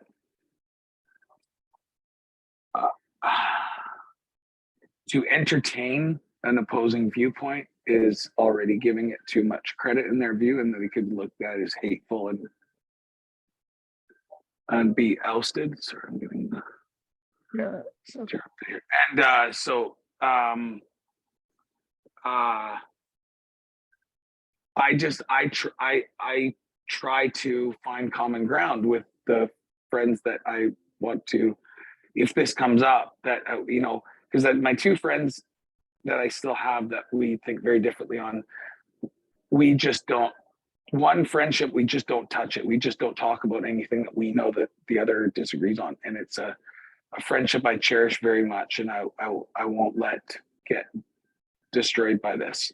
I'm going to let him think what he wants, and he can let me think what I want, and we can continue to enjoy everything about each other that we enjoy, because we became very, very close in a very important time in our life. It is in Paraguay, actually. And so I won't let that get soiled. And then my other friendship, when we talk about stuff, we're just very delicate and generous and charitable to the other when talking about more controversial stuff. That's how I wanted it with Mr. Ooh La La. And by the end of it, I was just trying to get the point across that, like, do you recognize that there's a lot of insincere actors? There's a lot of disingenuous, bad people that are using the absurdity of things and what we have to allow to avoid being called bigots. They're utilizing that for their own selfish pleasure and gain. So let's say all the people with gender dysphoria and all that, let's say they're all good people. I don't know. I've met a few, and nothing but pleasant exchanges with them. There's a worker in Alberta that I've been on several shows with, and always a pleasure to interact with. And I don't treat them any different than I do anyone else. Which I think goes back to that Gen X, you know, quality of just everyone's whoever. Like, it's don't hurt anybody, and we're cool. Yeah, like you know, like in South Park, I mean, they had you know, Timmy on there, who was, you know, but they didn't make it like, oh, he's the, you know, kid in the wheelchair. It's just like, that's just Timmy. He hangs out with us. He's fucking cool. Like, and, you know, and then it's just, and then what they did give him storyline wise was true to his character. And as much as it looked like it was making fun of him, it's like, no, it's just showing that he's a part of, that's just it, is if we're excluding a group from ridicule, which is now in 2023, in May 2023, the only group that you do not get vilified for criticizing is straight white males. Right. Anything goes, straight white males. You can publicly wish them dead. There would be people that could tell me that they wanted me to get murdered. They want me to die because I'm a straight white male, and that would be okay. Which is amazing. That's it's insane, and it's not going to do what they think. It's not this. Okay, the straight white males had privilege and power for so long, so we've got to punish them and distribute it to everyone else. So instead of learning from our mistakes and going, everyone should be judged based on their merit and competency and get their opportunity. It should be equality of opportunity, not equality of outcome. Yeah. Yes, and so by making it okay to attack the straight white males for now, we're just getting in this. Yeah, you're just getting in this back and forth thing. Well, like kids, like, well, he punched me. Well, they still don't punch him back. Like, you don't get to, like, just not just a punching war back and forth, like justified by the previous person's punch. Like, we've got to just do better and be cool and be cool and do, like you said, the Gen X thing. Like, we were onto something. Yeah, I mean, it has to evolve to, getting to a better place for everyone, and then coming up with more common ground. And with what you were talking about, and kind of what I was talking about, like, finding common ground is a lot harder now. Like, even something with pedophiles and shit, like, or like, it became that would have been a sure thing, right. Like, you're gonna that's wrong, no. Like, right. And it's like, well, can everyone agree that we want a better place for our future, like for the kids of the future, and not the straight white kids. You make sure straight white males, you make sure those kids, they know how good their daddy had it, and that they are not to feel good about who they are. Which, how fucked up is that if you're a little kid? And I mean, like, for no reason, yeah, you're having to be like, well, I guess I'm a piece of shit. And I'm 7 years old, and they're telling me I'm a piece of shit. And what do? I haven't done anything to prove I'm a piece of shit. So why am I a piece of shit? I'm born a piece of shit, I guess. Right. And I need to pay for all the privilege, not only that I've had, but those before me. I think I've seen where they've had to write letters about and stand up in front of class and say, I'm sorry for being a white kid, like a white male, like, and they're in grade school and having to do this shit. Like, I mean, how's that helping out anybody for the future? Well, you've been here north of the border, and I'd like to think that you probably had pleasant interactions with my Canadian brothers and sisters, so to speak. Something though that really just was very concerning. It happened about maybe 7 or 8 years ago now, in New Westminster, a city that I know did at least a show or two in. Yeah. And nice city. And I think it must have been around 2016 where they were really stoking the divide, the racial hatred, and really trying to push that and make it so that if there was any racial harmony, we get rid of that by highlighting racism and making sure that any cases, anything where racism was prevalent, that we showcase that and show all the hatred that's going on, instead of all the examples of getting somewhere that we were. So I saw this, must have been online. I think it was like an online article by a local newspaper. for New Westminster, and they were looking for information on somebody that was posting, I guess, what they considered to be hate speech up in New Westminster on telephone poles. And it was a white 8.5 by 11 sheet of paper, and very simple black plain text. It said, "It's okay to be white." It didn't say it's great to be white. It didn't say I'm proud to be white. It didn't say white is better than everyone. It simply said it's okay to be white. They were looking for information on who was posting these, as if it was some The sort of KKK or something. Or yes. It was like that was one of those. That was a moment where I was like, we're fucked. Yeah, it's. I mean, because it is okay to be white. I mean, I know that might not be a popular opinion, but yeah, you might.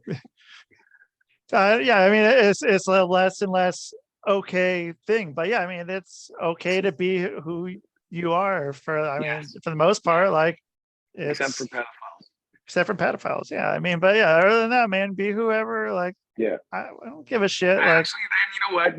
Don't diddle animals either. Leave your dog's dick alone. That's a good idea. That's a good idea. Don't play with your pussy's pussy. Yeah. I think in Washington that only became illegal like less than a decade ago. It became illegal. That's good. Yeah. Because Washington has it backwards these days most of the time. Yeah. Man. Washington, Oregon. Yeah, it's a fucking trip. It's been even weirder. Like, so I went in November for the first time in 35 years to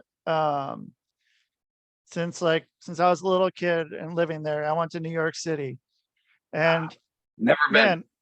It's different. Like, and I went to like Portland the year, how many months, like August maybe, I think I was there.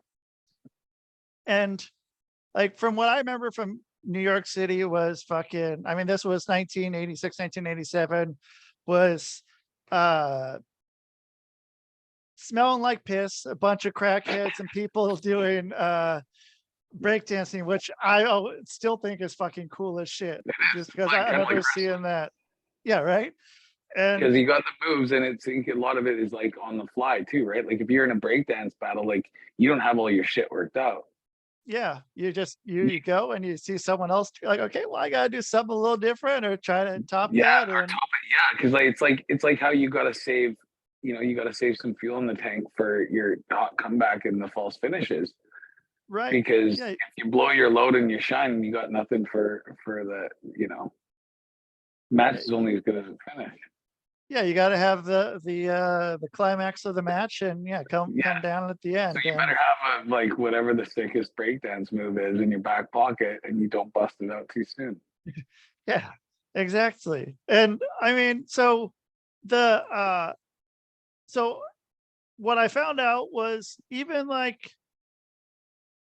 near like fucking Times Square and all that shit, didn't smell like piss or garbage. And it was like, it was nicer than it is in Portland. Like the streets of Portland, like being in fucking New York City was nicer than being in fucking Portland, which blew my fucking mind. Just like walking around. Would it have been would the most drastic of decline, would the turning point have been not turning point, but just where it really just fucking drops off? That when they had that city, that their own that was Seattle. What was it called? Oh yeah. I don't know how Seattle beat Oregon as Seattle beat Portland as far as that, you thought the city would have thrived in Portland. Yeah, man, that was fucking crazy. And I mean, I haven't been to Seattle for probably like 6-7 years or so. But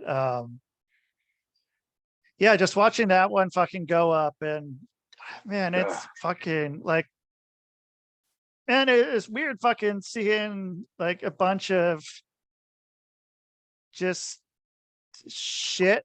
Like seeing a bunch of human shit is fucking weird, man. Yeah. Like, I and don't want to see a bunch of human shit.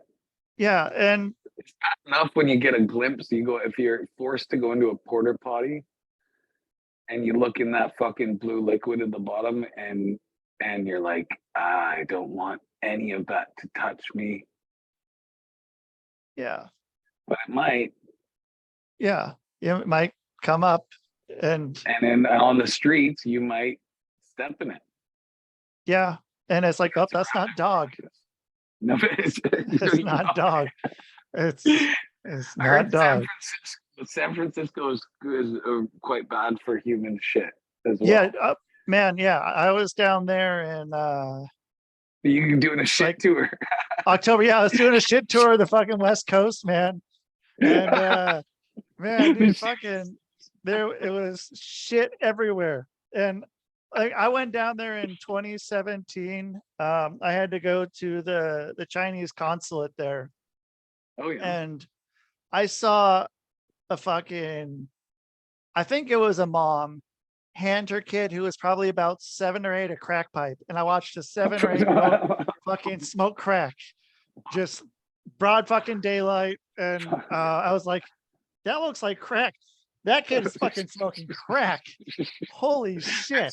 Like, I'm like smiling and laughing, I think, because the alternative is crying. Really.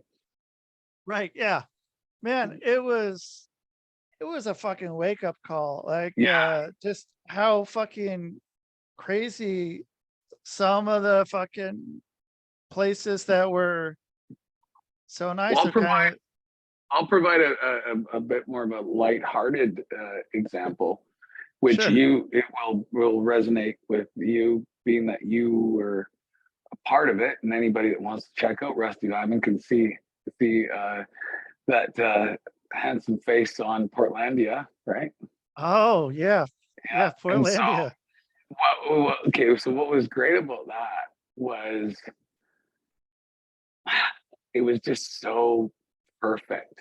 Is that lesbian bookstore that they featured in Portlandia with the over the top, parody of it, actually ended up having a problem with the show and the way that they portrayed it, which was just so Portland of them. Yeah. It was just perfect. That's where you knew it was like, yeah, no, this is becoming reality.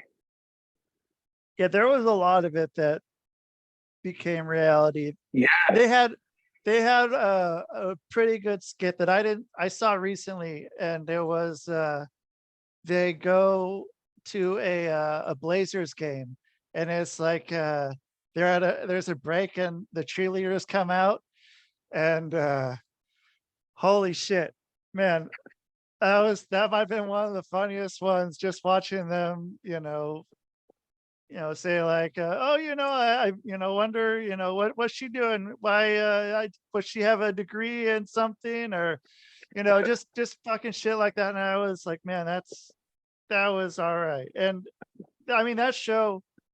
Even Roseanne, like, wasn't Roseanne running for mayor or something? In Portland? No, on the show? Yeah. I think so, yeah. And which it was interesting because of her political views, where one of the reasons why she got ousted like she did. It's just interesting that life imitates art. Yeah, and I mean, the guy who was the mayor there then, he was a fucking pedo. He was really? Yeah, I mean, he was he had like a 16, 17-year-old boyfriend, I think, at the time. I think he was just a minor attracted person. Just a minor attracted person. He's really not that bad. Not that bad of a guy.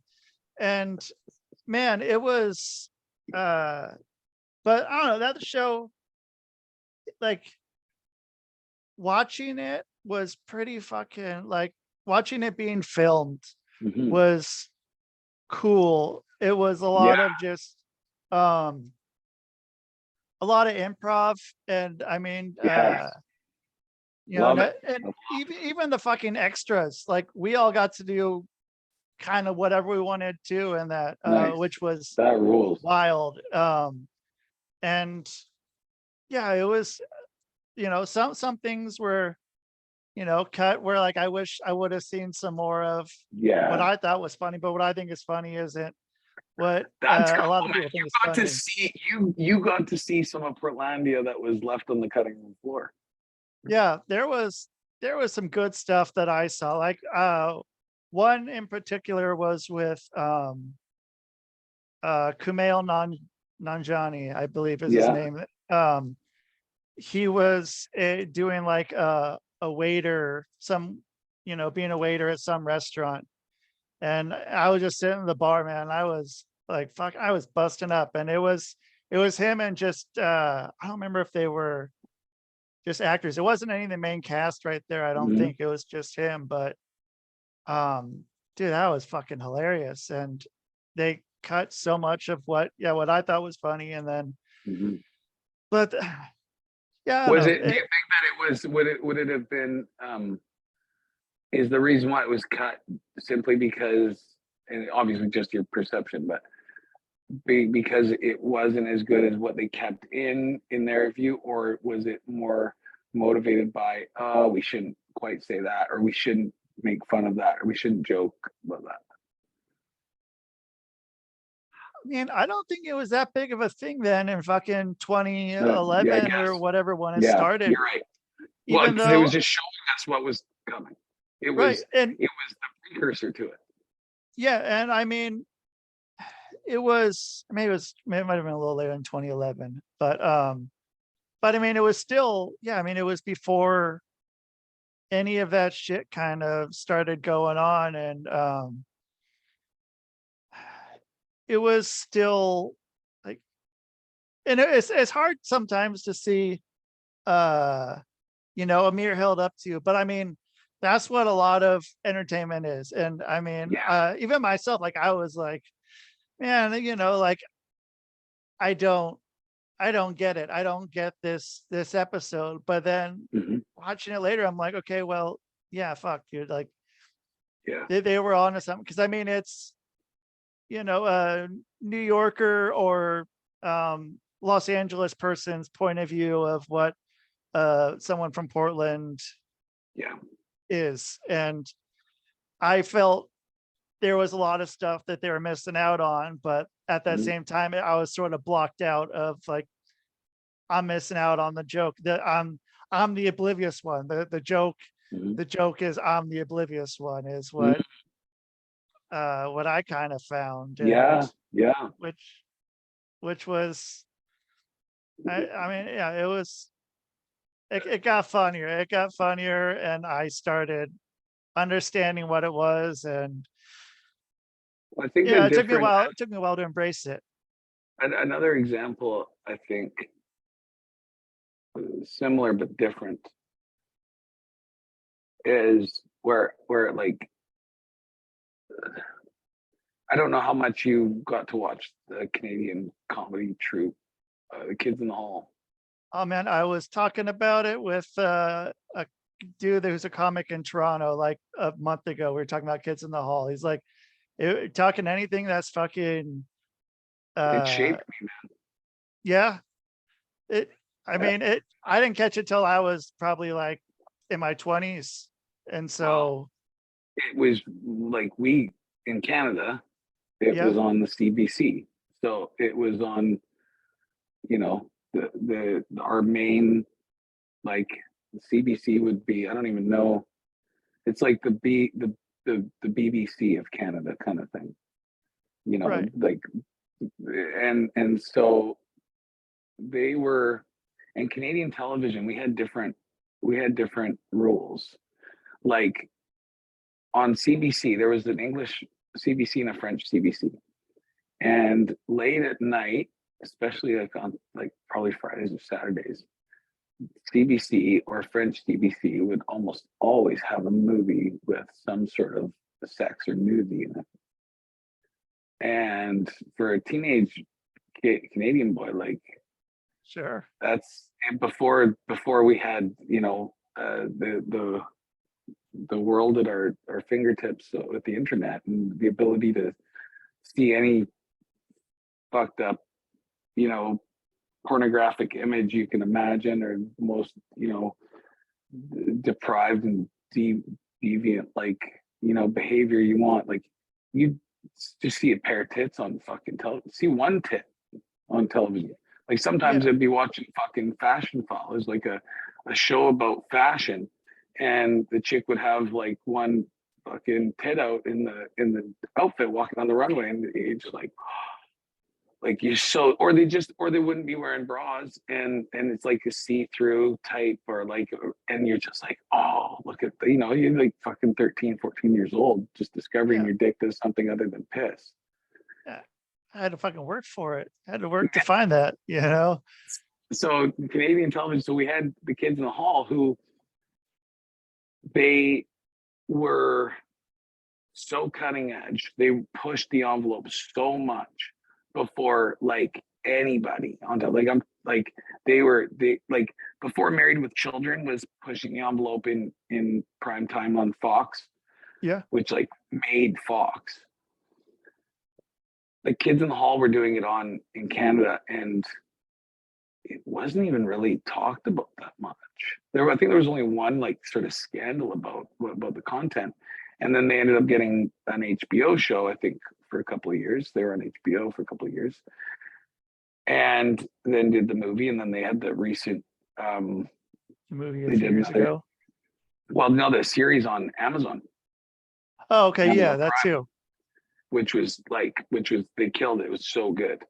But anyways, the kids in the hall, as much as I probably politically, like, the politics have changed, and viewpoints have changed, where you'll find a lot of people that were, and I try not to associate really with any political party, because I do recognize that in politics, the right and the left are two wings of the same bird, as they say. Right. And that I think that there's a lot of great workers in politics where it's like pro wrestling on, in the back, they're in cahoots, or they're cooperating, they're kind of trying to get what they want and help each other out, but act like enemies. And in reality, they just want to keep everyone in their positions and move this person over here and this person here and whatever.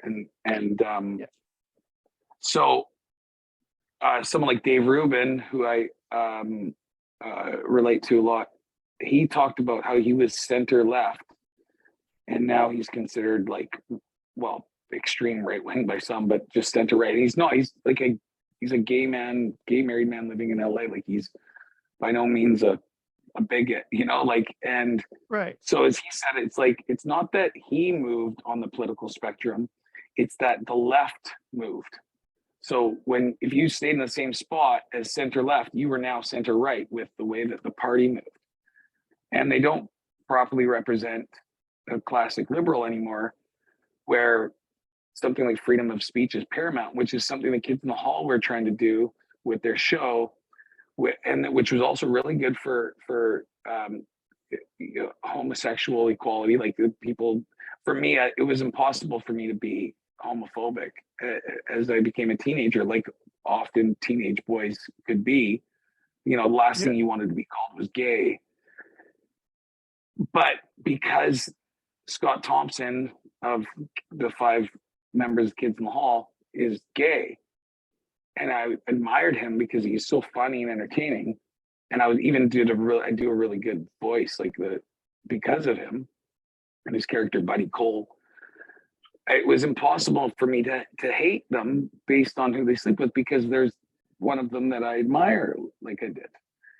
Yeah. And they pushed the envelope so much on television, where, like, there was one skit where Scott Thompson was talking about the word faggot and why it's so offensive.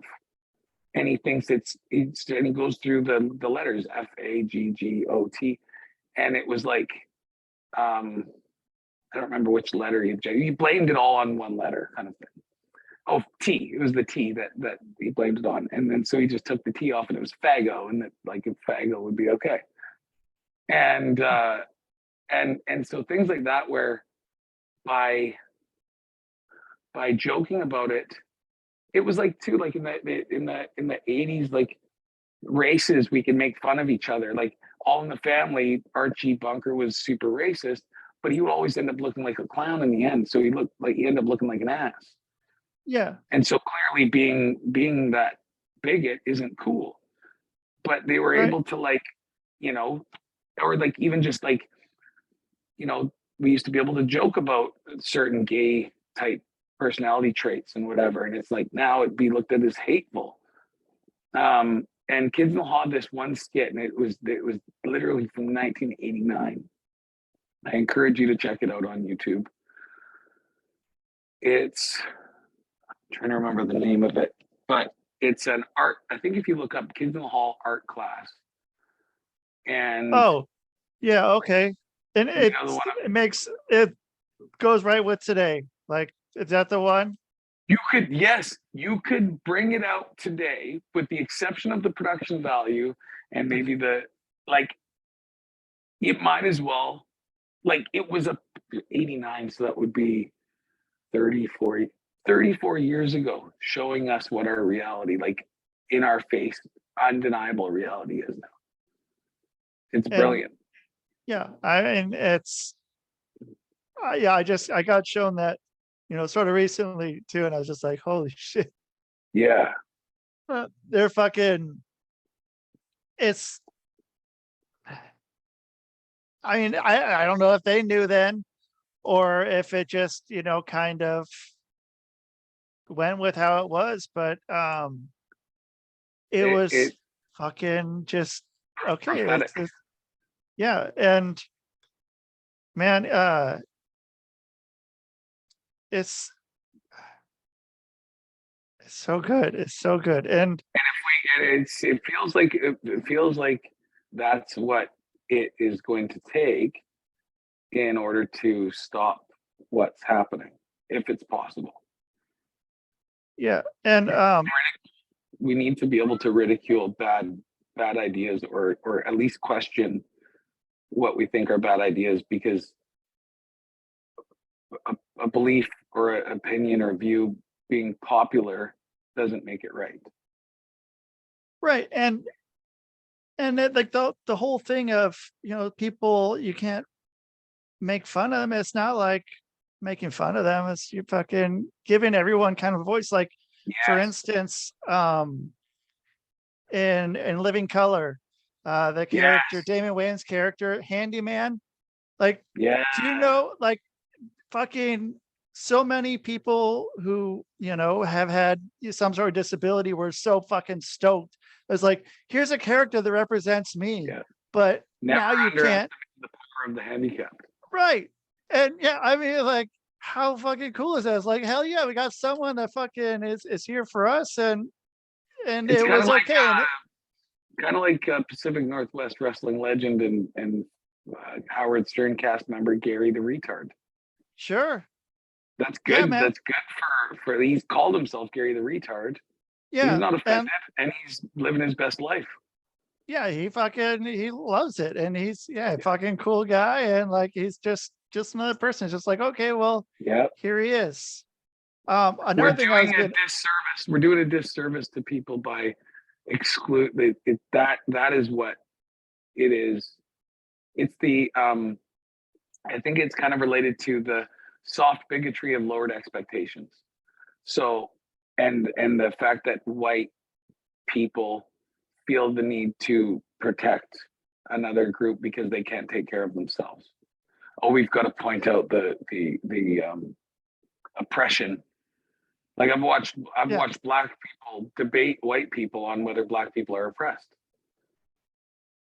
They're like, don't tell me I'm oppressed. I have the same opportunities as you, and I can do whatever I want. Don't feel sorry for me. I'm the same way. I don't want anyone to feel sorry for me about anything. I am not a victim in any way. Yeah. I am a victor, and I've made mistakes, and I can own them. but I'm not a victim, because whatever I feel victimized by, if I don't take responsibility for it in some way, that I'm giving my power away. If I take responsibility for it, then I can do better and learn from it. Because maybe I was victimized in a sense where somebody took advantage of me, but then I think, what decision did I make that put me in that position to be taken advantage of?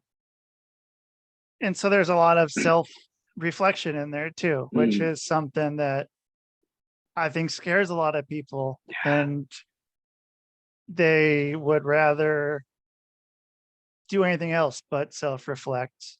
We used to celebrate overcoming hardship and trauma, and today the trauma itself is celebrated. Like, there was, I don't remember who it was, she was so obsessed, it was like a 16-year-old girl or something, and she had been diagnosed that she had anxiety or something, some sort of anxiety, and she had that in her bio, like you'd put in, give you the pants off his ass. It is like associating with, like, making the anxiety a part of her identity. So that way, if you overcome the anxiety, then you don't have that trait anymore. So you're less interesting in your mind. Who are you? Yes. Who? Well, Yeah. I'm not the anxious person, though. I don't know. I haven't figured out who I actually am. It's. And again, we used to celebrate overcoming trauma. Now it's like that those traumas are badges of honor. We don't overcome them. We just accept them and live with them and spread our misery. Yeah. And I mean, I've had to, with hypnosis, man, like people, like have some sort of, some traumatic event that happened or something. And it's like wearing that as a badge of honor. Whereas, but then if anything like that gets brought up, it's going to send them into a fucking, some sort of tailspin. Yeah. Whereas rather than dealing with what had happened and becoming more than that, not making that your personality, because like you said, like once that's gone, who are you? And who are you? Who am I? Is, I think it's a question I don't think people want to have. And that's related to the trans thing as well, where you have teenagers that are going through these hormonal changes, and you ask most teenagers at a certain age about what that's like, or about their confusion, or about trying to find their place in the world, or their social circle, or their identity. And then you complicate that by suggesting that maybe they're the wrong gender, that they're a man in a woman's body, or vice versa. And so then, instead of, like, working through that and then figuring out who you are in a healthy way, that becomes who you are, because now you're getting attention. You're part of a group. You're oppressed, so everyone's going to feel sorry for you and tiptoe around you and support you no matter what. They got to support you because this is how you feel. And it's insane. Like, I should, what if I start to tell people that I identify as the king of Surrey, the city I live in, and I want everyone to treat me like the king, because that's what I feel like. I feel like I should rule over Surrey. So if you don't treat me as such, you're oppressing me, and you're not letting me be the real me. Which, when you say it, it's like, okay, well, yeah.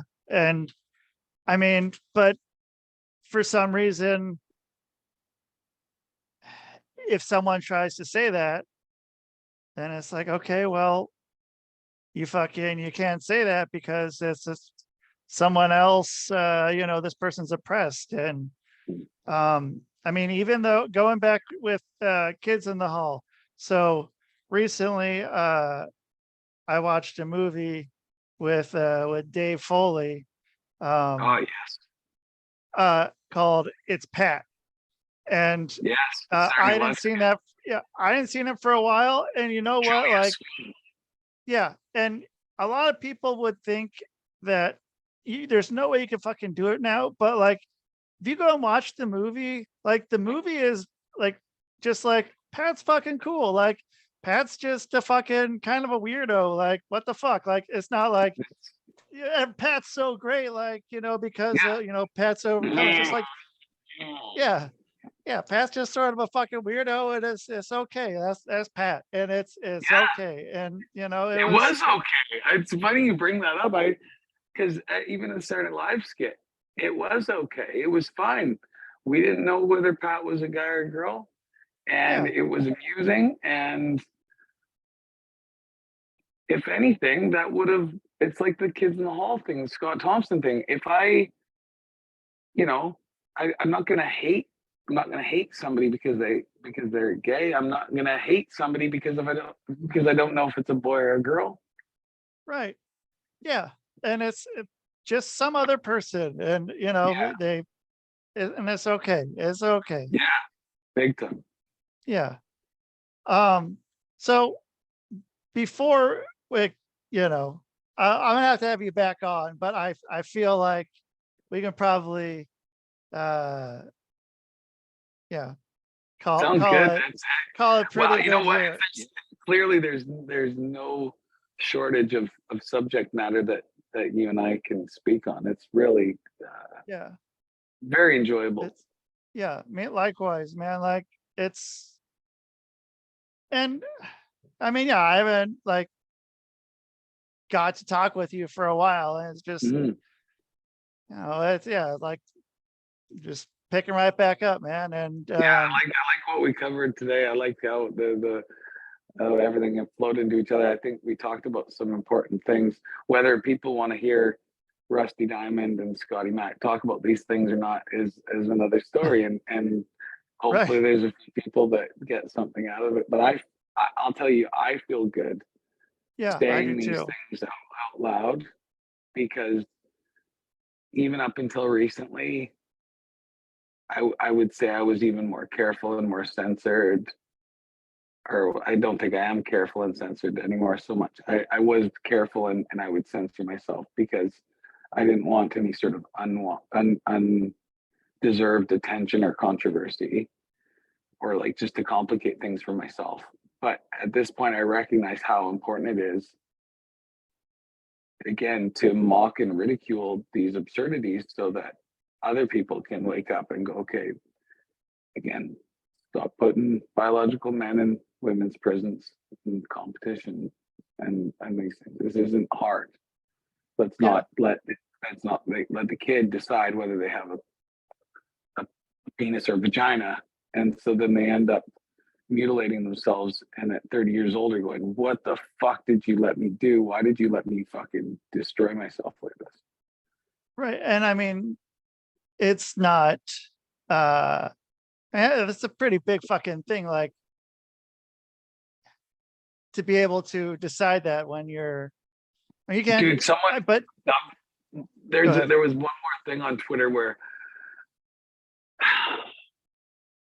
I might have retweeted it, and it was about a dude in a woman's prison. No, it was a dude going to elementary schools dressed as a little girl, 42-year-old man dressed as a little girl, taking pictures of them in washrooms and shit at these elementary schools.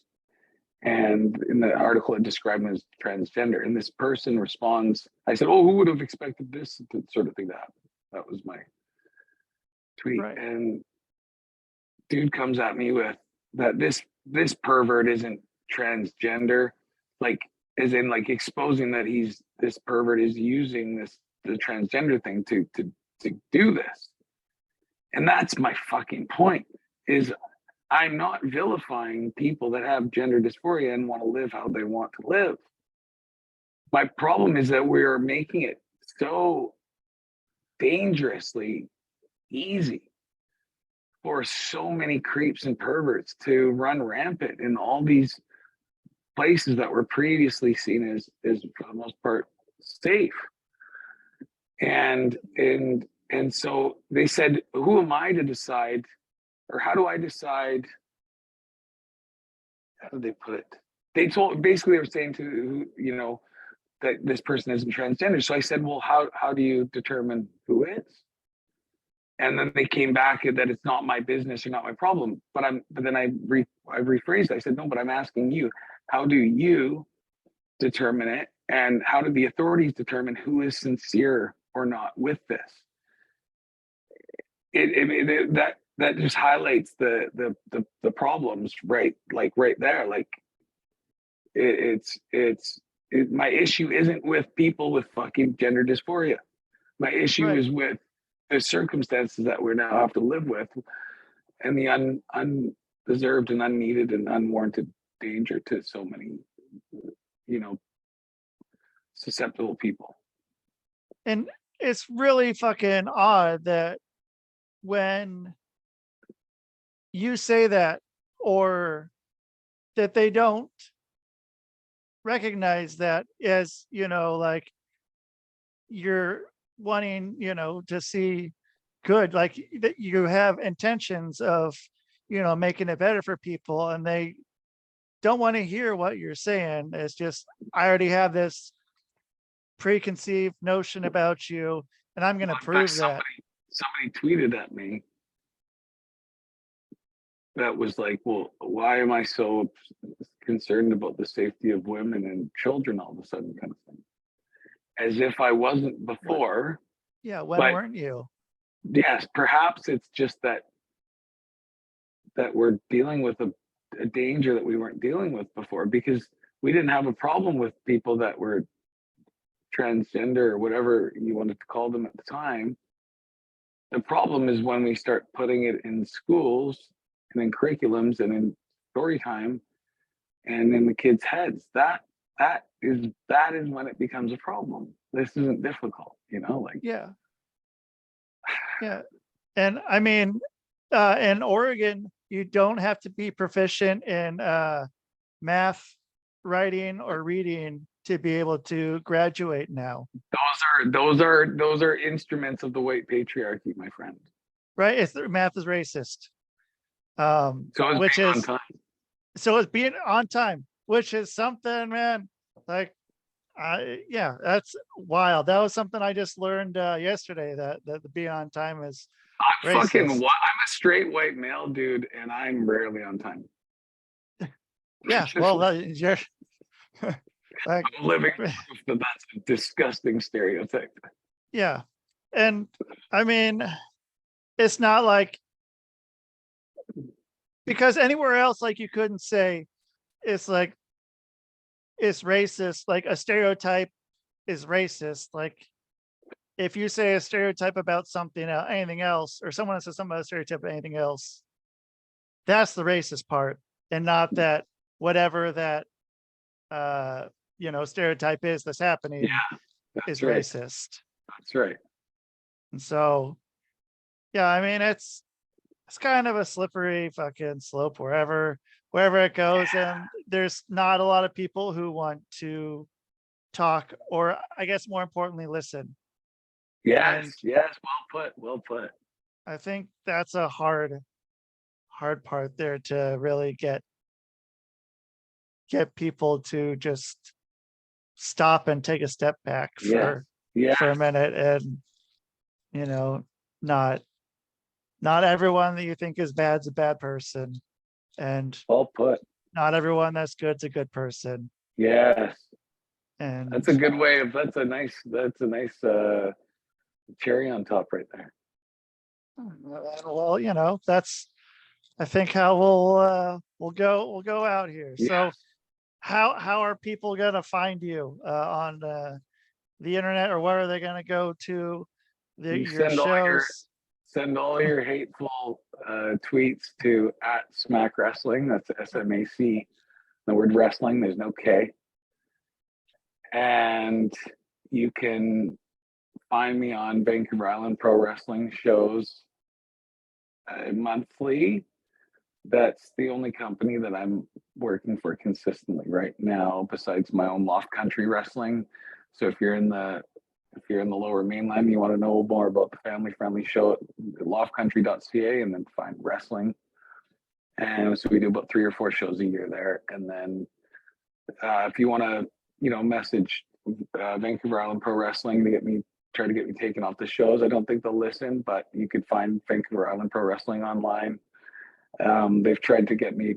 I've had people try to pull me from shows. I had emails going to the Ukrainian hall in Kelowna that I was performing on for Thrash, telling them that I am a Russian agent. I love Putin and I hate the Ukraine, and that they wanted me off the show.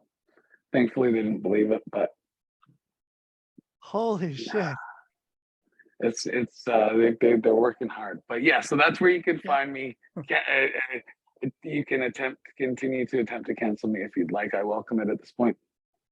Beautiful. Well, hey, Scotty, fucking always a pleasure, man. And yes, man. We'll do this again. I'll get you back on soon. Thank you. Yeah, thank you. And yeah, thanks everyone for listening and getting down with some stuff. If you're here listening still, thank you. That's killer. And so Saved by the Bell for life. Saved by the Bell for life. And NWO for life. NWO for life. And yeah, man, I like that. And cool. Well, thank you, Scotty. And yeah, we'll catch you soon there, bud. Right on, brother. All right. Later. Okay, you guys, that's it. You got a lot there. You got a whole lot. And you know what? You're going to go out with some fucking tunes because that's what we're doing. And man, dude, Scotty is cool. I've liked that guy since I met him. And so he's a good shit. So, yeah, fucking support him, like, share, subscribe, do all that. It's cool, man. And that is the show, man. Boom.